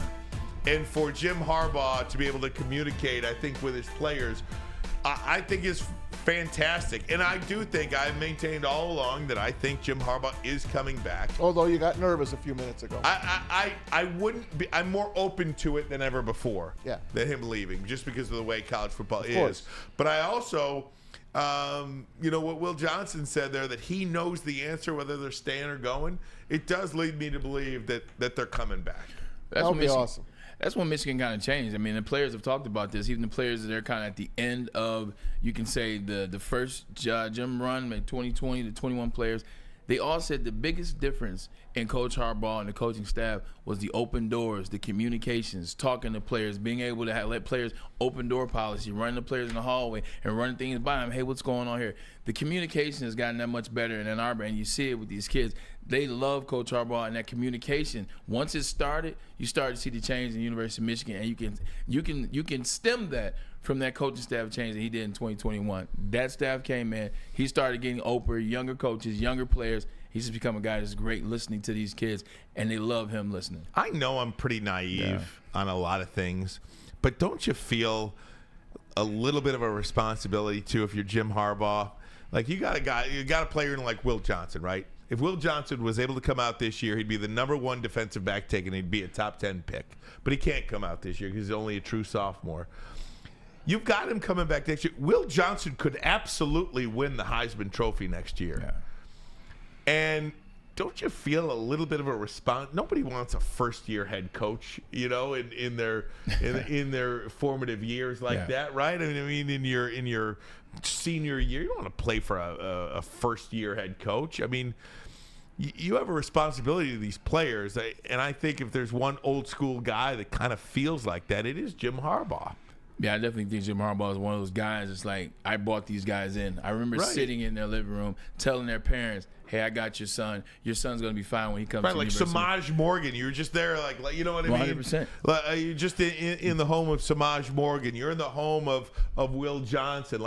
But where does that player stop? At some point, it's going to keep being that player. No, I understand. So it's like, that. is it Will Johnson and J.J. McCarthy, maybe the last two, and Donovan Edwards, kind of sort of like? I agree with you 100%. But at some point, when you do leave, it's going to be a class that you brought in. There are very few of those old school guys. Still out there. Jim Harbaugh is one of them that would even remotely feel any sort of responsibility for somebody else's kids. I mean, Brian Kelly is older than Jim Harbaugh and left that Notre Dame team in the middle of the night. Well, he's the first. He's the biggest me guy out there. No, I was agreeing with you, saying 100%. Like, and I was saying he's older, which means you think he would be a traditional guy, but even he's not a traditional guy. Jim Harbaugh, Nick Saban, last of a dying breed. No doubt. Speaking of Nick Saban, let me get back to that original question, Bray. Yeah. Do you think it's going to be a tougher job to replace Saban at Alabama or Belichick in New England? It's an easy answer. The answer is Nick Saban. it's going to be hard to replace him than Bill Belichick. I understand that Bill Belichick has 6 rings. I'll just start with the NFL side before I get to Saban. You'll appreciate this time, Mazaway. Yes, sir. Chuck Noll changed the culture for the Pittsburgh Steelers. They were the Pittsburgh Mediocres or whatever the nickname was before that. He won 4 Super Bowls. 4 Super Bowls, one of the greatest coaches of all time based on that. Then there was Bill Cowher. Pittsburgh fans aren't running around like, oh, well, no, we need Chuck Noll, we need Chuck Noll. Bill Cowher, they let him buy his time. He got to the Super Bowl, lost the Super Bowl. Eventually he wins one, and then he's gone. Next up, Mike Tomlin. They're not talking about Chuck Noll anymore. Now they're talking about Mike Tomlin. They want him out, but he won a Super Bowl. He was the next Steeler great coach. I think they've been very lucky in that regard, but they were able to adapt to the next guy who won a Super Bowl, and the next guy. Bill Cowher didn't win 6 Super Bowls, or he didn't win 5, or he didn't get to 2, and they said, well, Chuck Noll won 3. In college football, fans don't understand that. Fans don't understand the national championship landscape. So I don't think in Alabama you will ever have a chance to get Nick Saban's shadow. One, he's got 6 titles there, 7 total. You never will be able to get out of that shadow. Hell, he was still in the Bears' shadow until the championship before the one he won. So I don't think I think it's Nick Saban, 100%. And, Dan Lanning, the head coach of the Oregon Ducks, was apparently in Tuscaloosa yesterday, and he posted this tweet today, that he's staying in Oregon. And a lot of people, you never want to be the guy that replaces the guy, right? Yeah. You know who replaced Vince Lombardi in Green Bay? Who? You don't know, right? No. Yeah. Phil Bankston. Never heard of him. 1 year. You want to be the guy that replaced the guy. Mm-hmm. Or you want to be the guy that replaces the guy that replaced the guy. Yep. But I just think it's easier in NFL. I think they give, it's going to be hard regardless. Like, it'll be tough regardless. Speaking of those coaches, what if Nick Saban, who already left, and then Jim Harbaugh leave? Now you got Michigan and Alabama open at the same time. Who would be the number one candidate? Is it DeBoer? His name is going up the charts, man. How about Dion out of the blue? He's a long shot, but why not Dion? I want to read this. Dion wants another year. I want to read this to you because whenever anybody asks you why they pay college coaches so much money, I want you to consider this, and this is the answer that I want you to give them, okay? So this is the answer to the question, why do they pay so much money for coaching football at college? That's my best old lady voice, I guess. I don't know. Gertrude. Ready? Listen to this. This is from Joe Pompliano. Nick Saban arrived in Alabama in 2007. The student enrollment was 25,000. It has since increased to 40,000. That's a 60% jump compared to a 10% national average. But the type of student matters as well. Alabama went from a majority of its student body consisting of in-state to a majority of out-of-state students. This is important because they pay 3 times more than in-state students. The out-of-state per year tuition at Alabama is $32,000. The in-state tuition annually at Alabama 24? is $11,000. So it means that Alabama increased its annual revenue by hundreds of millions of dollars under Nick Saban. Alabama paid him $130 million over 16 seasons, but you could argue he's was worth more than $1 billion. Nick Saban is the best investment this university has ever made. That is a quote from Alabama Chancellor Robert Witt. How about it? Yeah, and they were lighting candles last night. Like, if someone had passed away. They did. They were putting teddy bears under a tree, flowers.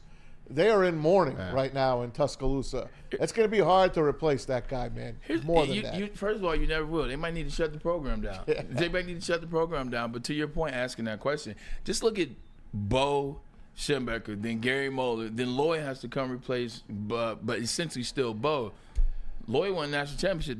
They don't talk about Lloyd being the greatest coach of all time. It's still Bo Schembechler. It's hard to replace legends. Just thinking about this now, when you think of legends, right? When you think of college football, You could think of Bo Schembechler and Woody Hayes, Lou Holtz and Bobby Bowden. Ara Parsegian. Sure. The list goes on and on and on. There's been no Urban Meyer for a while. There's no Nick Saban now. Who's the guys? Who's next? But Sark.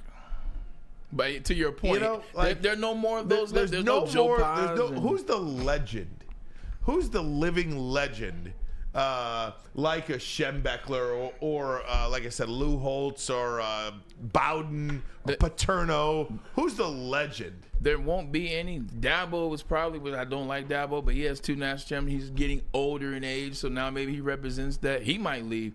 But I think it's because the coaching, they start younger and younger and younger. Like those guys, shoot, Bo Schembechler, how always got a job? You know what I'm saying? Like when he got the job at Michigan, you look at Paterno. Paterno's always been old. Lou Holtz always the same old. When Lou Holtz got the job at Notre Dame, he was already in his 50s. So those guys were older. They had the storied voices. They studied other older coaches. So that was the older philosophy. And that what made college football, though? It did. You fell in love with these living legends. Yep. Keith Jackson would announce not the teams, but the coaches. This is true. Oh, here we go to the big house. Bo Schembechler against Woody Hayes. This is good. Great in person. Great impersonation. But this is real. It was about the coaches. Now, Jim Harbaugh, he's the story one. I mean, who is the best coach in college football now? I mean, Harbs. Kirby Smart. Harbs.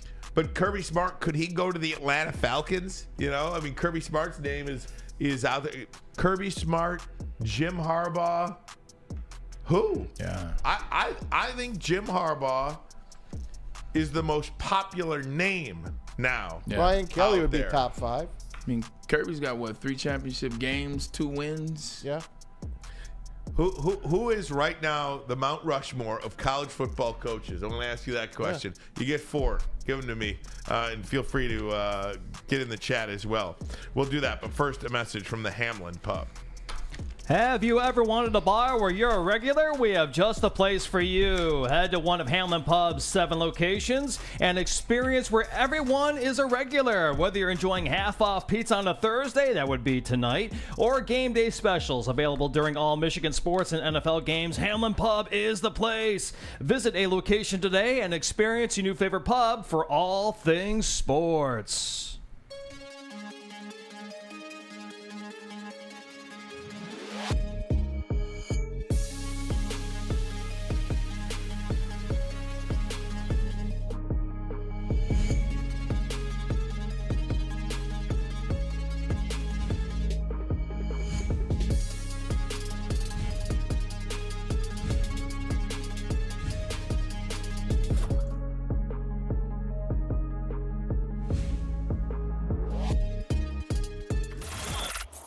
Woodward Sports' own Tom Mazaway and Sam Stick Day will be hosting our Lions postgame show after every Lions game all season long. Tune into the Woodward Sports YouTube channel for his hot-off-the-press takes, game analysis, and Kool-Aid sipping celebrations. You won't want to miss it. Join Maz, Stick, and special guests each week immediately following every Lions game, exclusively on the WSN YouTube channel. Lady Jane's Haircuts for Men for an award-winning haircut experience from one of our talented stylists, and register for a once-in-a-lifetime opportunity to win an all-expenses-paid suite for the 2024 NCAA tournament for you and 5 of your best buds. That's right, college basketball's most elite event. You and your 5 best friends just get to any Lady Jane's today for an award-winning haircut experience and automatically register to win the trip of your dreams. Lady Jane's Haircuts for Men, open 7 days a week. Walk in anytime. Lady Jane's, it's wicked awesome. Hey guys, it's Maz for Jack Labrador, and you want to go to jacklabrador.gg to see what it's all about. Click on that QR code above my head, and you get to see what it's all about. It's a new way to play rock, paper, scissors, 2 new symbols, and a 3-point play. It's franchise changing, they say. You want to get on it, jacklabrador.gg is the place. $20 for this game. It was a great stocking stuffer. Now it could be just a great gift. Birthdays, anniversaries, or just want to be a good guy. Make sure you go to jacklabrador.gg. Tell them Woodward Sports sent you.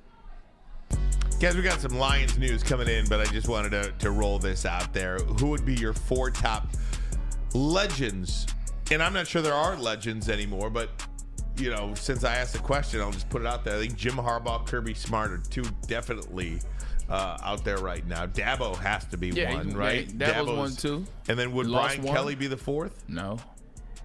You don't think so? You said the four.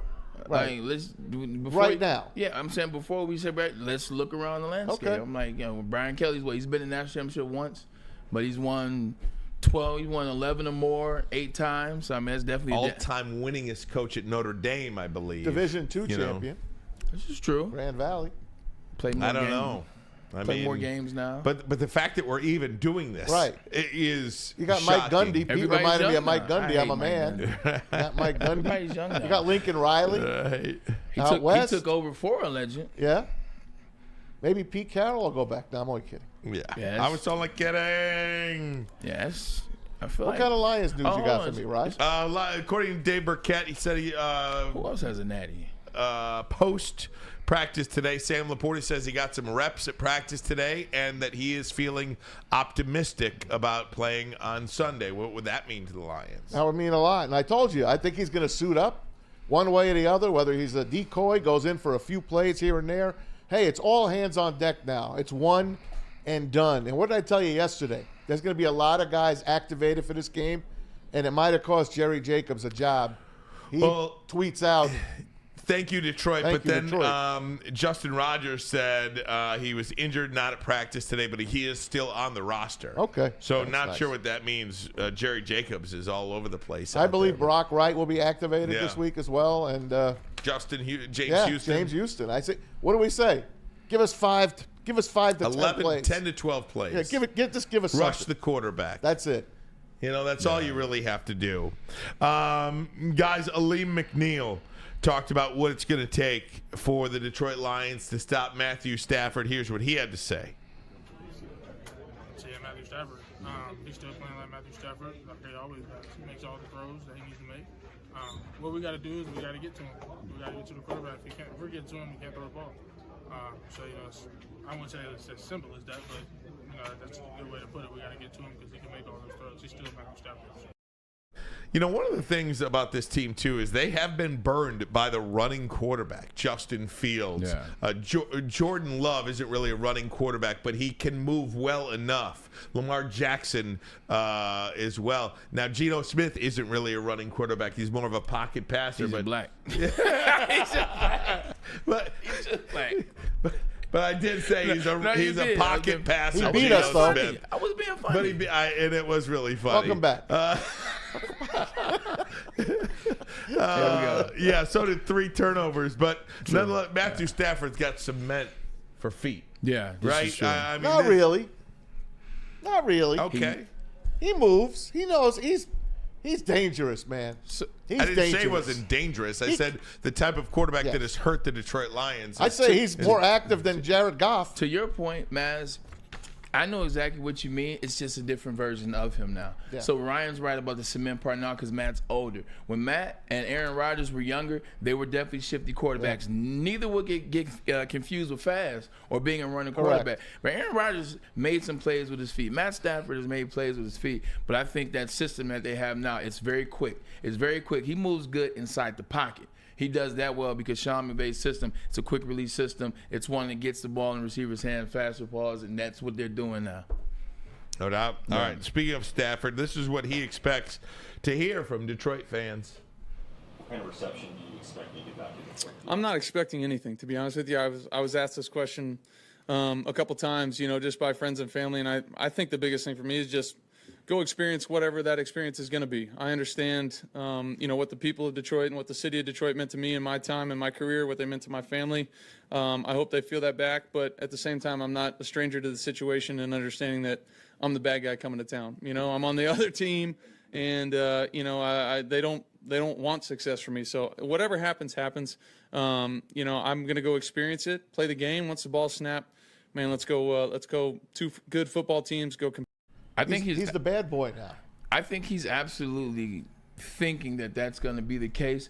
But I don't think it's going to be the case. I think it'll be a similar situation to when Tom Brady, although he had Super Bowls and Matt doesn't. I think there'll be a reception when they first see Matt. Not before the game starts. I mean, not when the game starts, but before the game. I think they may do something. If they don't, they'll put up something. People will show love because even last year or 2 years ago, this was what the Detroit Rams. A lot of people brought those shirts. Oh yeah.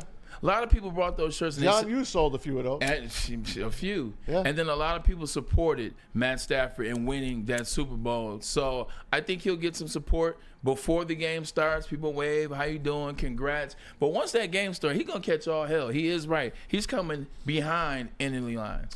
It's not personal. It's just business. Yeah. Right? I mean, Matt Stafford's not walking out like Barry Sanders in a pullover and he's worried about getting booed or cheered. Matthew Stafford is walking out in the field on Sunday night with a Rams jersey on trying to put his foot on your throat. And many think he's going to do it. He doesn't care that we here in Detroit have been so starved for a playoff winner. He does know that. He's not going to say, "Oh, those poor fans in Detroit just dying for one win in the playoffs. I'm going to let them have this." No. I was at dinner last night, and a couple of ladies who heard me say that we should boo Stafford here in Detroit were like, "I thought we liked Stafford." Yes, Matthew Stafford's great. We love Matthew Stafford. Nice guy. Great family. All that stuff. He's trying to put his foot on your throat on Sunday night. I don't know about you, but I don't cheer for that. That's not, great play, Matthew. Next year, when the Rams come in the regular season, we'll put out a video for him. Next year, we'll say thank you, and Matthew. we'll give him a standing ovation. Yes, we will. That's next year in the regular season. Sunday night, he might as well be Aaron Rodgers. He's not walking out there in a pullover. No. He's still playing, and he's playing against you, trying to keep you from winning something that you've only done one time since 1957. I'm sorry. I don't know why you would even consider cheering for that. Yeah, and no one's talking about cheering for at least me as a player. I've seen this happen, be on a different sideline. I'm talking purely before the game. I'm talking about pregame warm-up. I'm talking about you. They cheered you in Cleveland. You almost got cussed out just now. I still had some people say what's up, though. Like, Pause. Pause. Not that many. Damn. Thanks, Kevin Hart. Whoa, hold on. What was that? Do that again. Oh, he got the pause thing now. Okay, I see you out here working, Pete. Yeah, you're right. But I'm saying. Where's Cat Williams? And, hey, I heard Kevin Hart starting shit. Cat Williams. He got everybody mad at the world now. Everybody's getting hammered. But I'm saying before pregame warm-up, he's out there warming up. He's got his headset on. He's in his shorts. People will say, hello, what's going on? They'll wave at him. But as soon as the game starts, first time he comes out with a helmet on, now it's business. So before the game, it's not business. Once he comes out with the helmet for warm-ups, that's when you start hearing the boos, and that's when he'll find out, oh, I don't play here anymore. Guys, coming up next, it is time to turn our attention to our WSN Injury Insider, Dr. Jeffrey Pierce from the Michigan Sports and Spine Center, michigansportsandspine.com. We're going to talk to him about Sam Laporta. Apparently, he took some reps today. Says he's optimistic about playing. What does the doc think about that? We'll ask him. But first, a message from Planet Fitness. Yes, Planet Fitness is your home of the judgment-free zone where anyone, and I mean anyone, can feel comfortable and work on their fitness goals, just like Ryan Ermanni, who signed up for Planet Fitness earlier this week. But at Planet Fitness, you'll experience a squeaky clean gym with tons of equipment, a full body workout in just 30 minutes, and all memberships include fitness training. You get this all just for $10 a month with no commitment. Only $10? Only $10. Oh my gosh. No matter where you are, there is always a Planet Fitness nearby with more than 50 convenient locations in the Metro Detroit area and thousands more throughout the world. So find your local Planet Fitness today, or as always, check them out online at planetfitness.com. Brace yourselves, Detroit. As the sun begins to set, two of Woodward Sports' brightest young stars will be taking the mic for a brand new show. Woodward Nights with Spooner and Broder. The dog days in Detroit are over, and the boys are unleashed. Join in on the banter and hop on the bandwagon of the #1 night show on the internet. Tune in to the Woodward Sports YouTube channel every weeknight from 8 to 10 p.m. Woodward Nights with Spooner and Broder. Your home is your most important asset. Flexibility in the sales process is key. When you work with Mark White & Associates, you can cancel at any time, for any reason, without penalty. Speaking of flexibility, check this out. Who you work with matters. Hire the best broker in the game.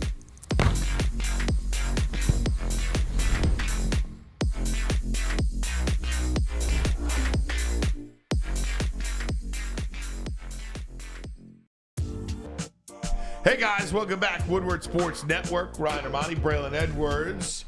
We got Dr. Jeff Pierce in the house. He is our WSN injury insider.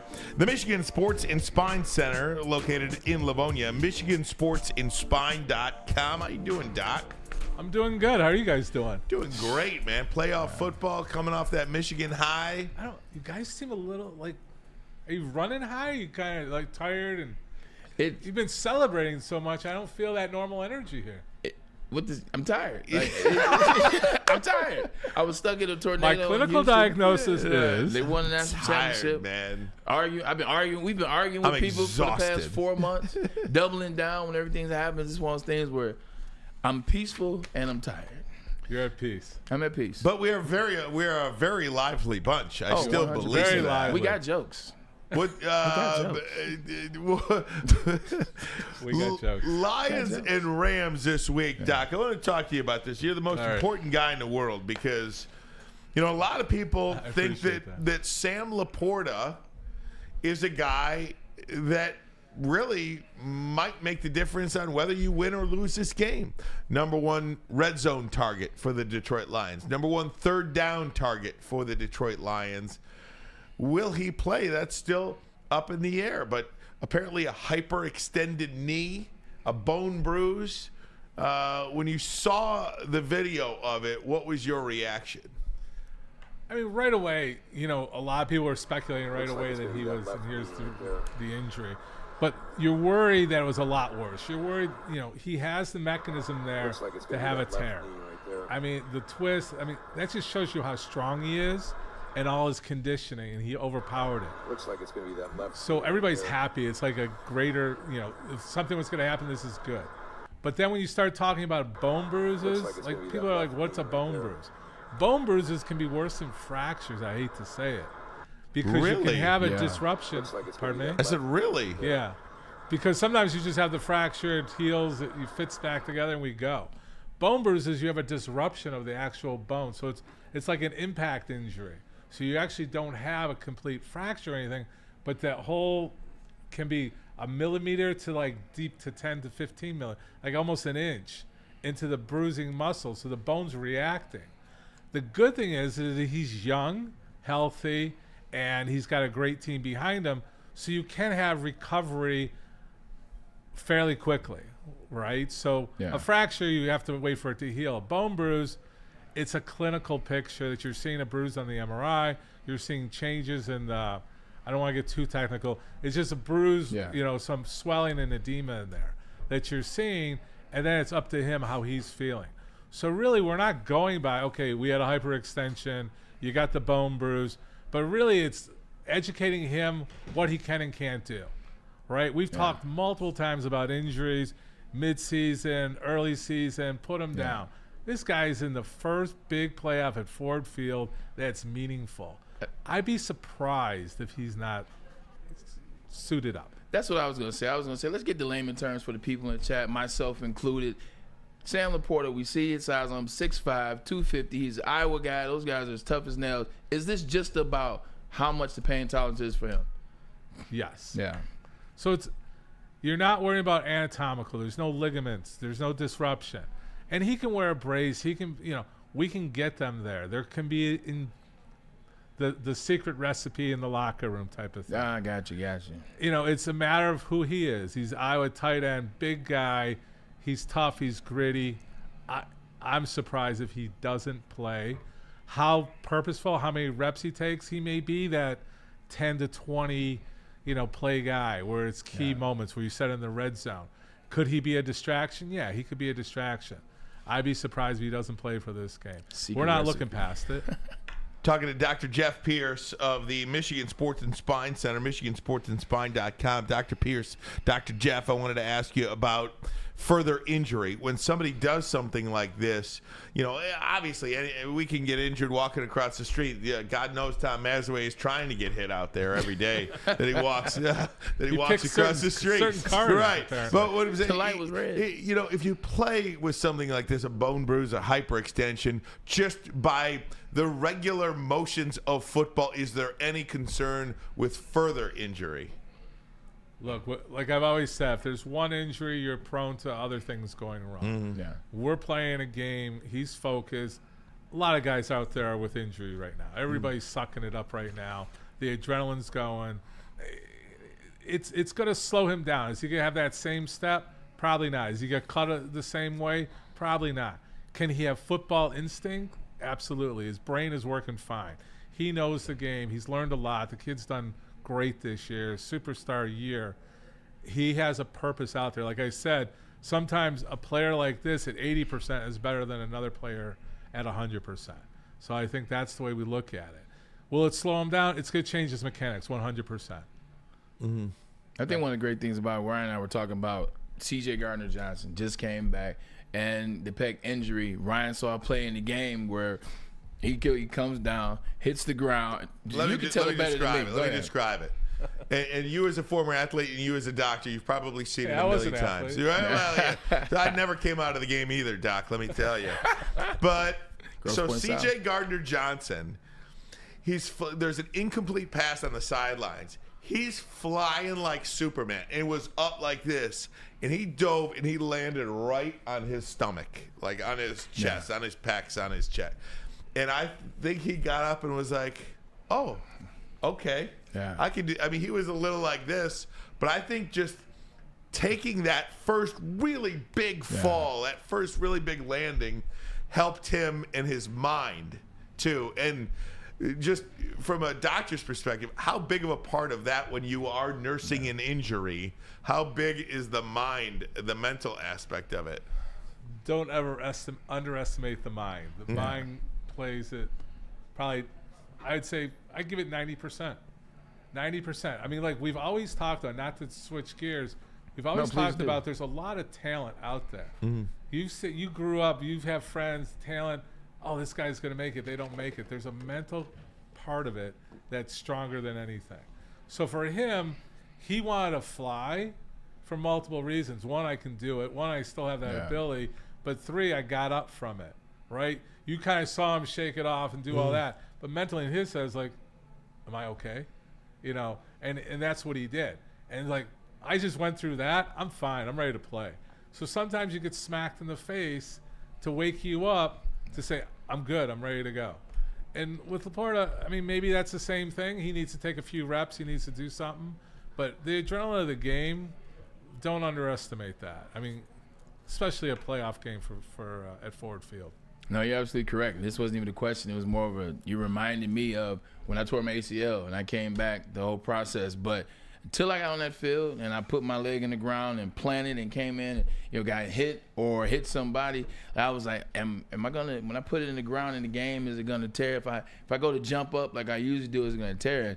When I put the foot in the ground, I can do that. When I got hit and got up, I still got. So you're absolutely right. The mind, because you're nervous until you get on the field. You're nervous until your mind says, no, you do have that. So that's real. That's definitely is real.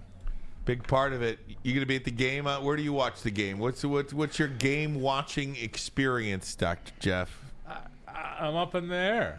I'm up in the air right now. I think I want to be there.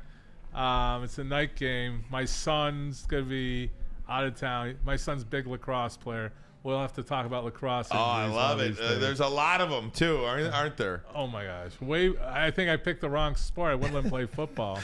Picked lacrosse, and he's already gone through the concussions and the injuries and everything. But he's going out to Utah to check out the university out there. So I went to the game on Sunday. Yeah. If I go to like one Lions game every other year, you're good. I'm good. The game watching experience at home is the best. So much better. Not so much better. It's a different experience. But like to be in the stadium, that is a made for television event. It's almost like the WWE. The commercials like crazy and everything like that. I don't know, man. I'm a watch at home kind of guy.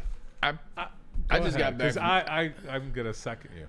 I just got back from Houston. I don't think I need to be in like another situation. Like I just don't. That's the pinnacle of life for you. Exactly. And also, like, I'm not a lion. Like if I was a Lions guy, I think I would go. But I'm a new Lions guy that's working on it. I'm like, I can watch that one at home. Different too, Doc. Being an 8:00 game for us old men. For me, I'll speak to myself. I mean, I gotta go to bed as soon as it's over. I've done a lot of sports. You guys know I was a doc with all the teams. I was at every game. I just can't sit still. I know it. And at the Lions, it's just that 4-minute break and I watched the guy with the red hat more than anything. Yeah, right. See if he's coming out to the field for the commercial break, right? Yeah, what else can I do? But a true athlete, sports guy, we got to say we would prefer to be there. I understand. All right, Doc, what else is happening? Anything good? All good. All no, good. I mean, it's just, I'm excited for the Lions. I mean, we got some banged up injuries. You're talking about a few of the other guys, Raymond and things like that. Khalif Raymond, I still don't know what his injury is, by the way. It's like he caught the punt, he fell on the ball. I don't know if that's a rib or not. They're saying it's more of a knee, too. Is it a knee? That's what they're trying to say. I don't It's know, not man. clear, and it's kind of unusual why it's not. Playing on football sucks. Like I had the air taken out of me one time. I thought I broke my rib. That's how bad. It rarely happens. But if you land on that football, it hurts like hell. You got like linemen weighing 350 landing on you. It's different though because you have the ball secured, you get tackled, the ball comes out, it's completely free, and then you land in between the ground, the ball, and then just your stomach, and you're not ready for it. It's like somebody hit you with a punch when you're not ready versus when you are ready.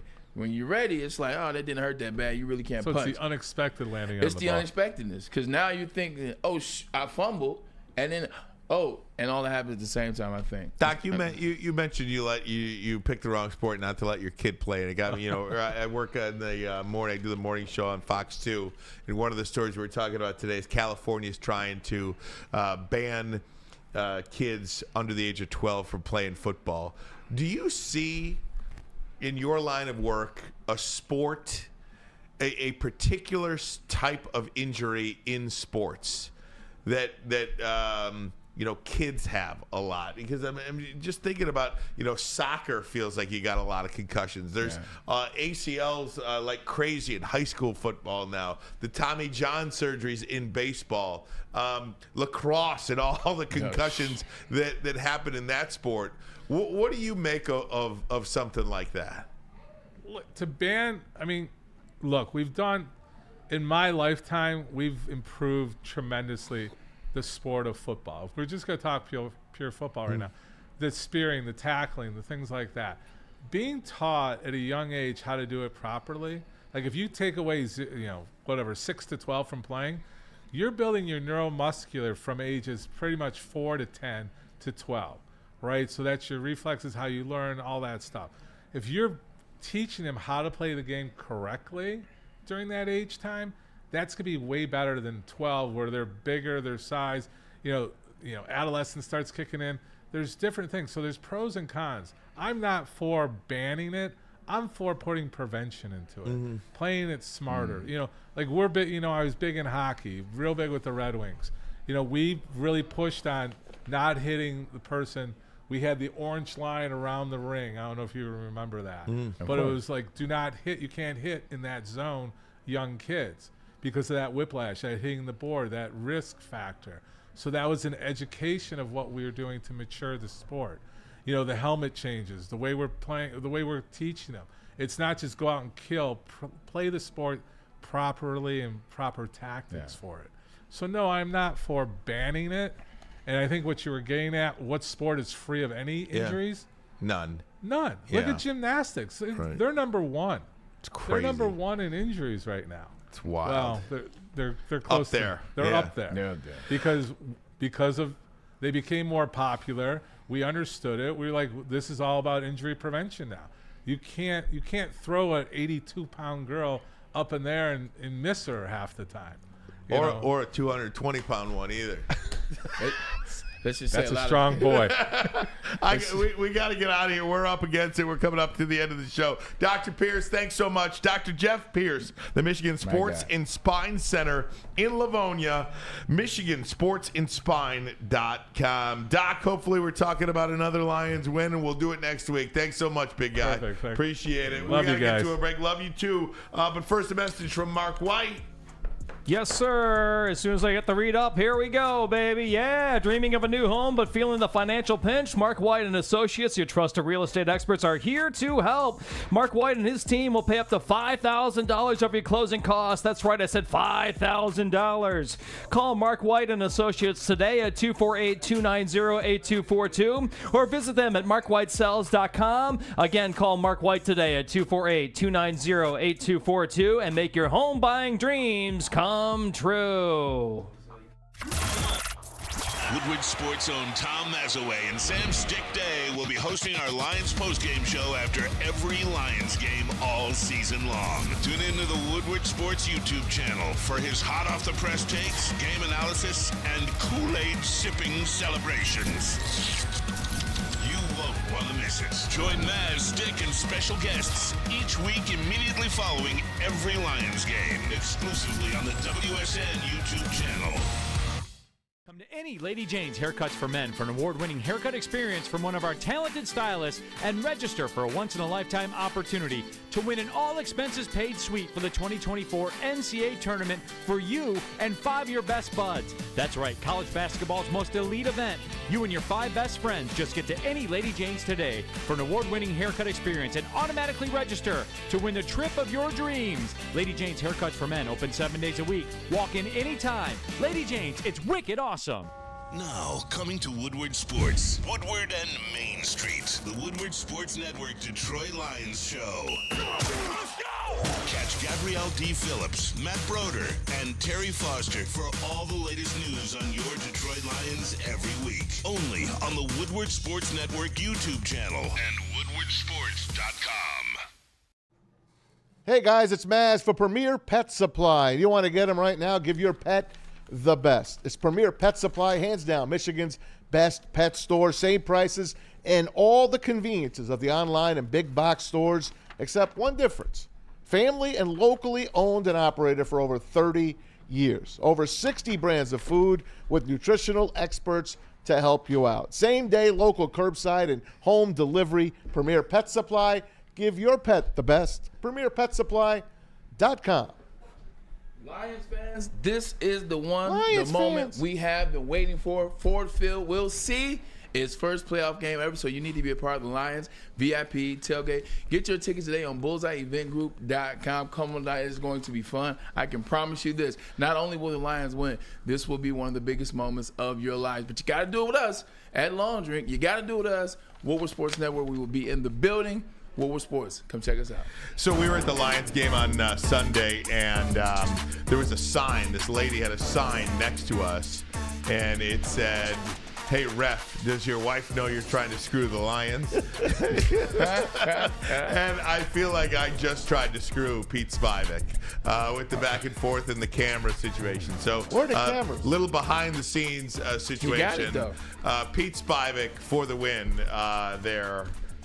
With the camera change. We knew what we were getting with Spivak. We knew. Right. We knew it. We knew he'd eventually blossom. We knew it. Hey guys, I wanted to talk to you about. I wanted to talk to you about the Pistons, if I could, because last night I think a lot of us. Don't spoil the night. I'm watching them on Bally's right now. If it wasn't for their win, right? They got their win, their one win. I was in Jersey. I did point to the San Antonio Spurs game on January 10th as a potential game that they could win. That did not happen. They lost by 22 points to Victor Wembanyama. To a 5-win team. Who had a triple-double, his first career triple-double. How long did it take him? Came in 21 minutes. Honestly? 21 minutes, 16 points, 12 rebounds, 10 assists. I think they're going to be okay going got forward. stamina. If I would have told you back in April that Victor Wembanyama would have his first triple-double in Detroit, you would be like, yeah, he's ours. Nope, against you. It just makes crazy, you feel even man. worse than how the NBA, Yeah, it really how the does. NBA and NHL draft operate. Listen, It really does. Like, this is cruel, man. Honestly, It's just cruel. Is there anything on it? Listen, it's not. I went on a tangent yesterday. They're 3-35, and then the guy that they robbed from us comes here and in 20 minutes has a triple-double, and they beat the Pistons by 22. No Cade Cunningham for a while. Please, just sit him out for the rest of the season. Yeah. And This is beyond cruel. Did you see Monty Williams walking back to the locker room? Did you see those pictures? No, I didn't. He was walking back just holding his head. Holding his head.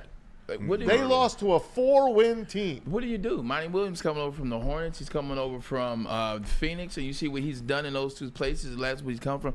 What do you do, Maz? Like, what, Cry. Exactly. Like, what is there to do as Monty Williams trying to get these guys going, get them focused? It just simply seems like, and it is, just doesn't have the guys, and it stems from the top. Unbelievable, man. I can't. It's beyond. This is like torture. Yeah. That's not right for those guys. For these guys to go through this. Something's got to change. Something has to change now.